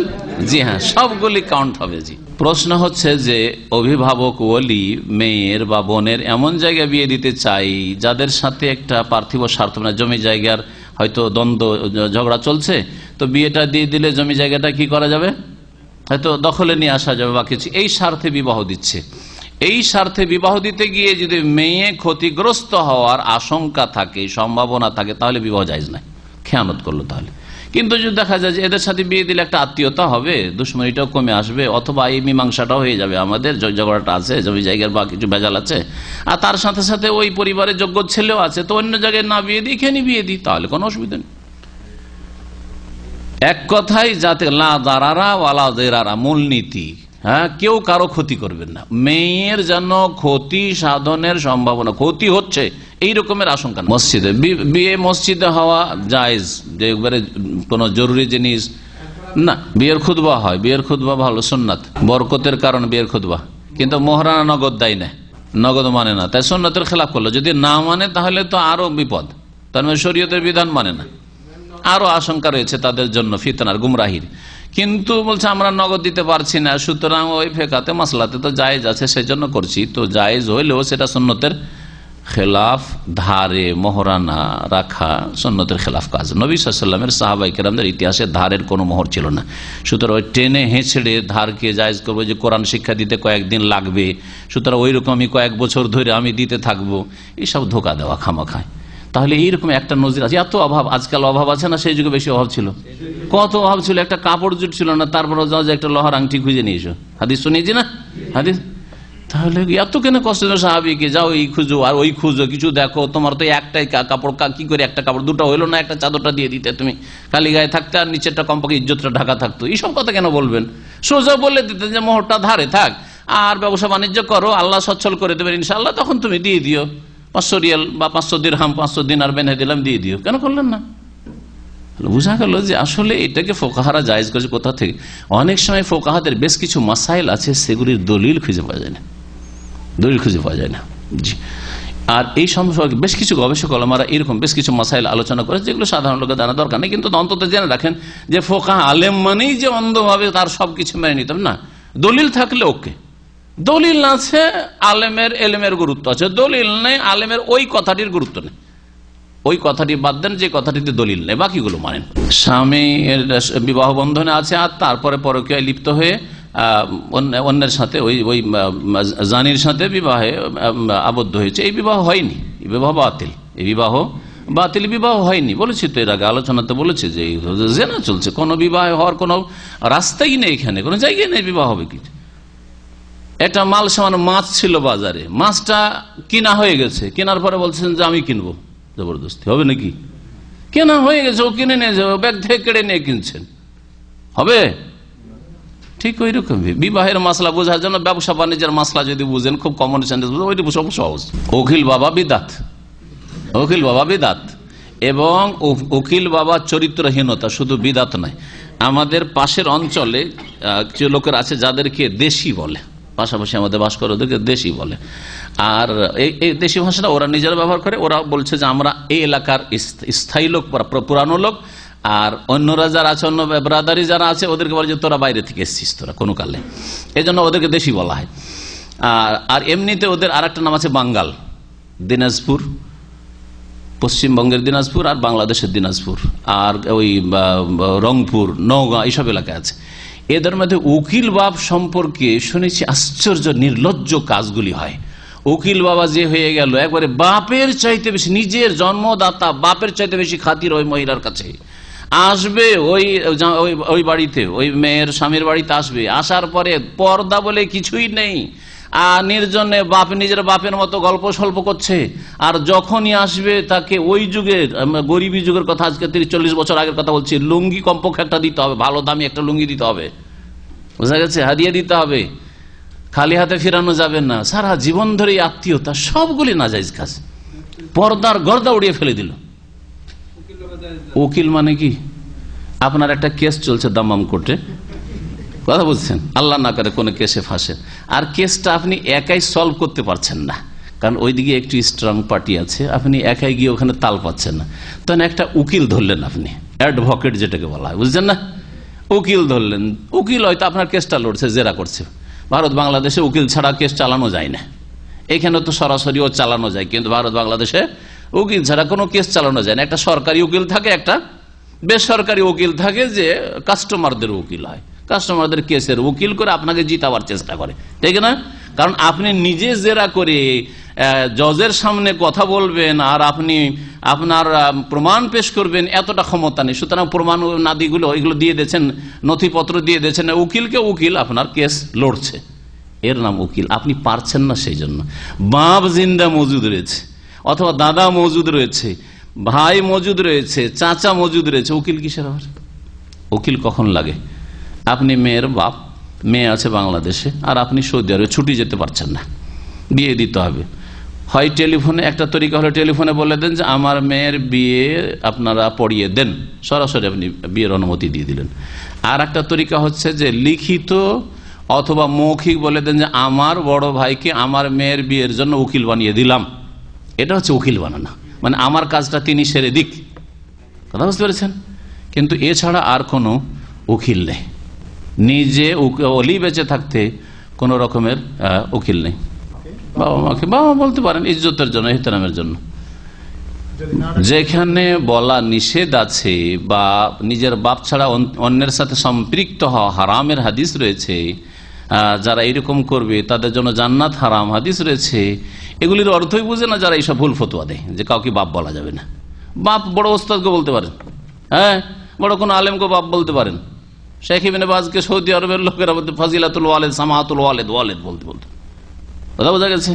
সুতরাং আপনি শ্বশুরকে বাপ বলতে পারেন, শাশুড়িকে মা বলতে পারেন, হ্যাঁ, নিজের মেয়েকে তো মা বলে দিচ্ছেন। আর যদি শ্বশুর শাশুড়িকে মা বলে তো অসুবিধাটা কি? মা বললে তো নিজের মাকে উচ্ছেদ করা হয় না। যেটা হারাম সেটা হচ্ছে যে আপনি আপনার বাপ হয়তো অশিক্ষিত, অথবা আপনার বাপ হচ্ছে কুখ্যাত চোর, আপনি চাইছেন না যে চোরকে আমি বাপ বলি, পরিচয় দিব না বাপের। অথবা চাষি আর আমি হয়ে গেছি এমবিবিএস ডাক্তার, কি করে বলবো যে এটা আমার বাপ? সুতরাং আপনি আপনার বাপের নামটাই উড়িয়ে দিলেন। কেউ যদি জিজ্ঞেস আপনার বাপ কে, আমার বাপ হচ্ছে অমুক মিনিস্টার, মন্ত্রী, অমুক এমপি, বুঝা গেছে? এইটা হারাম, এইটা হারাম, কাবিরা গুনাহ। আপনার বাপের পরিচয় আপনি হারিয়ে দিলেন। যেমন এইরকম কলেজ ইউনিভার্সিটির ঘটনা রয়েছে, আলিগড় বিশ্ববিদ্যালয়ে একটা ঘটনা রয়েছে যে এক চাষি খুব কষ্ট করে ছেলেকে আলিগড়ে পড়িয়েছে, মাস্টার ডিগ্রি অথবা পিএইচডি, ভালো শিক্ষিত ছেলে হয়েছে। ও চাষি মানুষ তার বুঝে না যে এইভাবে চাষি অবস্থায় ইউনিভার্সিটিতে যাব তো ছেলে লজ্জা পাবে, ওই সব বুঝাবুঝি নাই। ও ছেলের জন্য ও চালের বস্তা, চাল কিছুটা চালের বোঝা কাঁধে করে নিয়ে এসে হাজির হয়ে গেছে, চাল ডাল কিছু মুড়ি টুড়ি কিছু আছে নিয়ে এসে হাজির হয়ে গেছে। এই দেখে খুব ছেলে লজ্জা পেয়েছে, বোকা ছেলে, পড়া বোকা। এটা আমার নানা বলতেন এগুলো পড়া বোকা, মানে শিক্ষিত বোকা। সাথী বন্ধুরা জিজ্ঞেস করেছে এটা কে রে, কে রে? বলছে এটা আমাদের বাড়ির চাকর, এটা আমাদের বাড়ির চাকর। আউযুবিল্লাহ, আউযুবিল্লাহ। এদের আল্লাহ লানত রয়েছে, এদের জন্য জান্নাত হারাম রয়েছে, যারা নিজের বাপের কি করলো, সাথে সম্পৃক্ততা অস্বীকার করলো। হ্যাঁ, বাপের সম্পৃক্ততাকে, বাপের সাথে নিসবতটাকে শেষ করে দিল, বাপের পরিচয় পর্যন্ত দিল না। এইরকম যারা কাগজপত্রে জালিয়াত করছেন, আপনার বাপের নাম আব্দুল্লাহ, আর এখানে একামা আর পাসপোর্ট তৈরি করে নিয়ে এসছেন আপনি বাপের নাম আর কিছু দিয়ে, আব্দুল খালেক দিয়ে, অন্য কাউকে বাপ বানিয়ে, এগুলো হারাম, জায়েজ নাই। কেন? এটা পার্মানেন্ট ডকুমেন্ট, আপনার পাসপোর্ট, একামা, এগুলি জায়েজ নাই। কিন্তু এমনিতে টেম্পোরারি কাউকে, মুরব্বী মানুষকে বাপ বলা অথবা কোনো মহিলাকে মা বলা জায়েজ রয়েছে, জায়েজ রয়েছে। আর সবচেয়ে ভালো আরবদের মতো বলেন, যাদের দ্বিধাদ্বন্দ্ব হবে আরবদের মতো বলেন। আরবরা কি বলে? আম্মাতি বলে বা আম্মি বলে, শ্বশুরকে আম্মি বলে, চাচা, আর আম্মাতি বলে। কিন্তু আমার দেশে বললে তো ভাত দিবে না। এমনি তো বউদের ওপরে কি জুলুম অত্যাচার, বউ ননদ সবাই মিলে গণধোলাই দিচ্ছে। আউযুবিল্লাহ, আউযুবিল্লাহ, এত জালেম এসব পরিবারের শাশুড়ি শ্বশুর বা ননদ গুলো। তো ওই পরিবারে গিয়ে যদি খালামা কেমন আছেন, কাকি আছেন, তো মার খেয়ে জীবনটাই শেষ হবে। জি জি। আল্লাহ পাক হেফাজত করেন। ইদ্যতের মধ্যে ফিরিয়ে নিচ্ছেন 3 মাসের মধ্যে না পরে? 3 মাসিকের মধ্যে যদি নেন তাহলে 2 সাক্ষী রাখবেন, 2 সাক্ষী রাখবেন। আর সাক্ষী ওদেরকে জানিয়ে দিয়ে সবচেয়ে উত্তম সাক্ষী রাখা। সাক্ষী রেখে বলবেন আমার স্ত্রীকে আমি তালাক দিয়েছিলাম, কিন্তু আমি তাকে ফেরত নিচ্ছি, যাতে করে আগামীতে কোনো দিন আপনি আর 3 তালাক হয়ে গেছে কিন্তু স্ত্রী রক্ষা করার জন্য ইমানের দুর্বলতার কারণে অস্বীকার না করতে পারেন। সাক্ষী আছে, এই 2 জন বলে এই তোর তো একটা তালাক শুনেছি অমুক সালে, হ্যাঁ তাহলে তুই কি করে ফিরাছিস? আর 2 জন বলছে এই তোর তো তুই তালাক দিয়েছিস, দ্বিতীয় আর তালাক দিয়েছিস আমরা শুনেছি। এই করে আর 2 জন বলছে যে এই তোর তো অমুক সালে তালাক শুনেছি, 2002 একবার তালাক দিয়েছিস, 2004 একবার তালাক, 2010 12-15 একবার তালাক দিয়েছিস, তাহলে শেষ। তাহলে আর ইমানের দুর্বলতার কারণে দাবি করে বসতে পারবে না যে না না আমি তালাক দিইনি, 2 তালাক দিয়েছি, 3 তালাক দিয়ে 2 তালাক দিয়েছি। এই জন্য সাক্ষী রাখা হচ্ছে শ্রেয়, ভালো। কিন্তু সাক্ষী না রেখেও যদি ফিরিয়ে নেয় আল্লাহকে ভয় করে, সাক্ষীটাকে না রেখে ঝগড়া হয়েছিল তালাক দিয়ে দিচ্ছে, আবার তার সাথে মেলামেশা শুরু করে দিল, বা স্ত্রীকে সরাসরি বলেছে তালাক দিয়েছি কিন্তু আমি জানলাম তোমাকে ফিরিয়ে নিলাম, কিন্তু এই তালাক তার গণনাতে চলে এসছে, তাকে মনে রাখতে হবে এবং তার মাসলা জানা থাকতে হবে, আগামীতে সতর্ক সাবধান। জি, বাবার আপন চাস্তো বোন, বাবার আপন চাস্তো বোন কে? ফুফু। জি জি, ফুফু না, ওইটা ফুফু না, ফুফু হচ্ছে আপন ফুফু। হ্যাঁ, আপন ফুফু, বই মাতৃ, বই পিতৃ, এগুলো ফুফু, কিন্তু চাস্তো গুলো না, চাস্তো, খালাতো, ফুফাতো এগুলো সব বিয়ে করা যাবে, আসবে মশলাগুলি আসবে। হ্যাঁ, হিন্দুদের পাক যদি গোস্ত ছাড়া হয়, কারণ গোস্ত পাক মানে গোস্ত ওরা হয়তো জবাইও করতে পারে, তারপরে কি গোস্ত দিচ্ছে আল্লাহ জানে, ওদের কাছে তো হালাল হারাম নাই, বিড়ালেরও গোস্ত দিতে পারে, কুকুরেরও দিতে পারে, সুতরাং গোস্ত খাওয়া জায়েজ নাই। অন্য অন্য খাবার জায়েজ, তার মধ্যেও যদি মুসলিম হোটেল থাকে তাহলে অমুসলিম হোটেলে খাওয়া ঠিক নয়। আপনার ইমানের দাবি যে অমুসলিমদের হাতে খাবেন না যতক্ষণ পর্যন্ত আপনি মুসলিম পাচ্ছেন। মজলিসের কাফারাত দোয়া পড়েন, সুবহানাকা আল্লাহুম্মা ওয়া বিহামদিকা আশহাদু আল্লা ইলাহা ইল্লা আনতা আস্তাগফিরুকা ওয়া আতুবু ইলাইক। ওয়া সাল্লাল্লাহু আলা নবিয়িনা মুহাম্মদ ওয়া আলা আলিহি ওয়া সাহবিহি আজমাইন।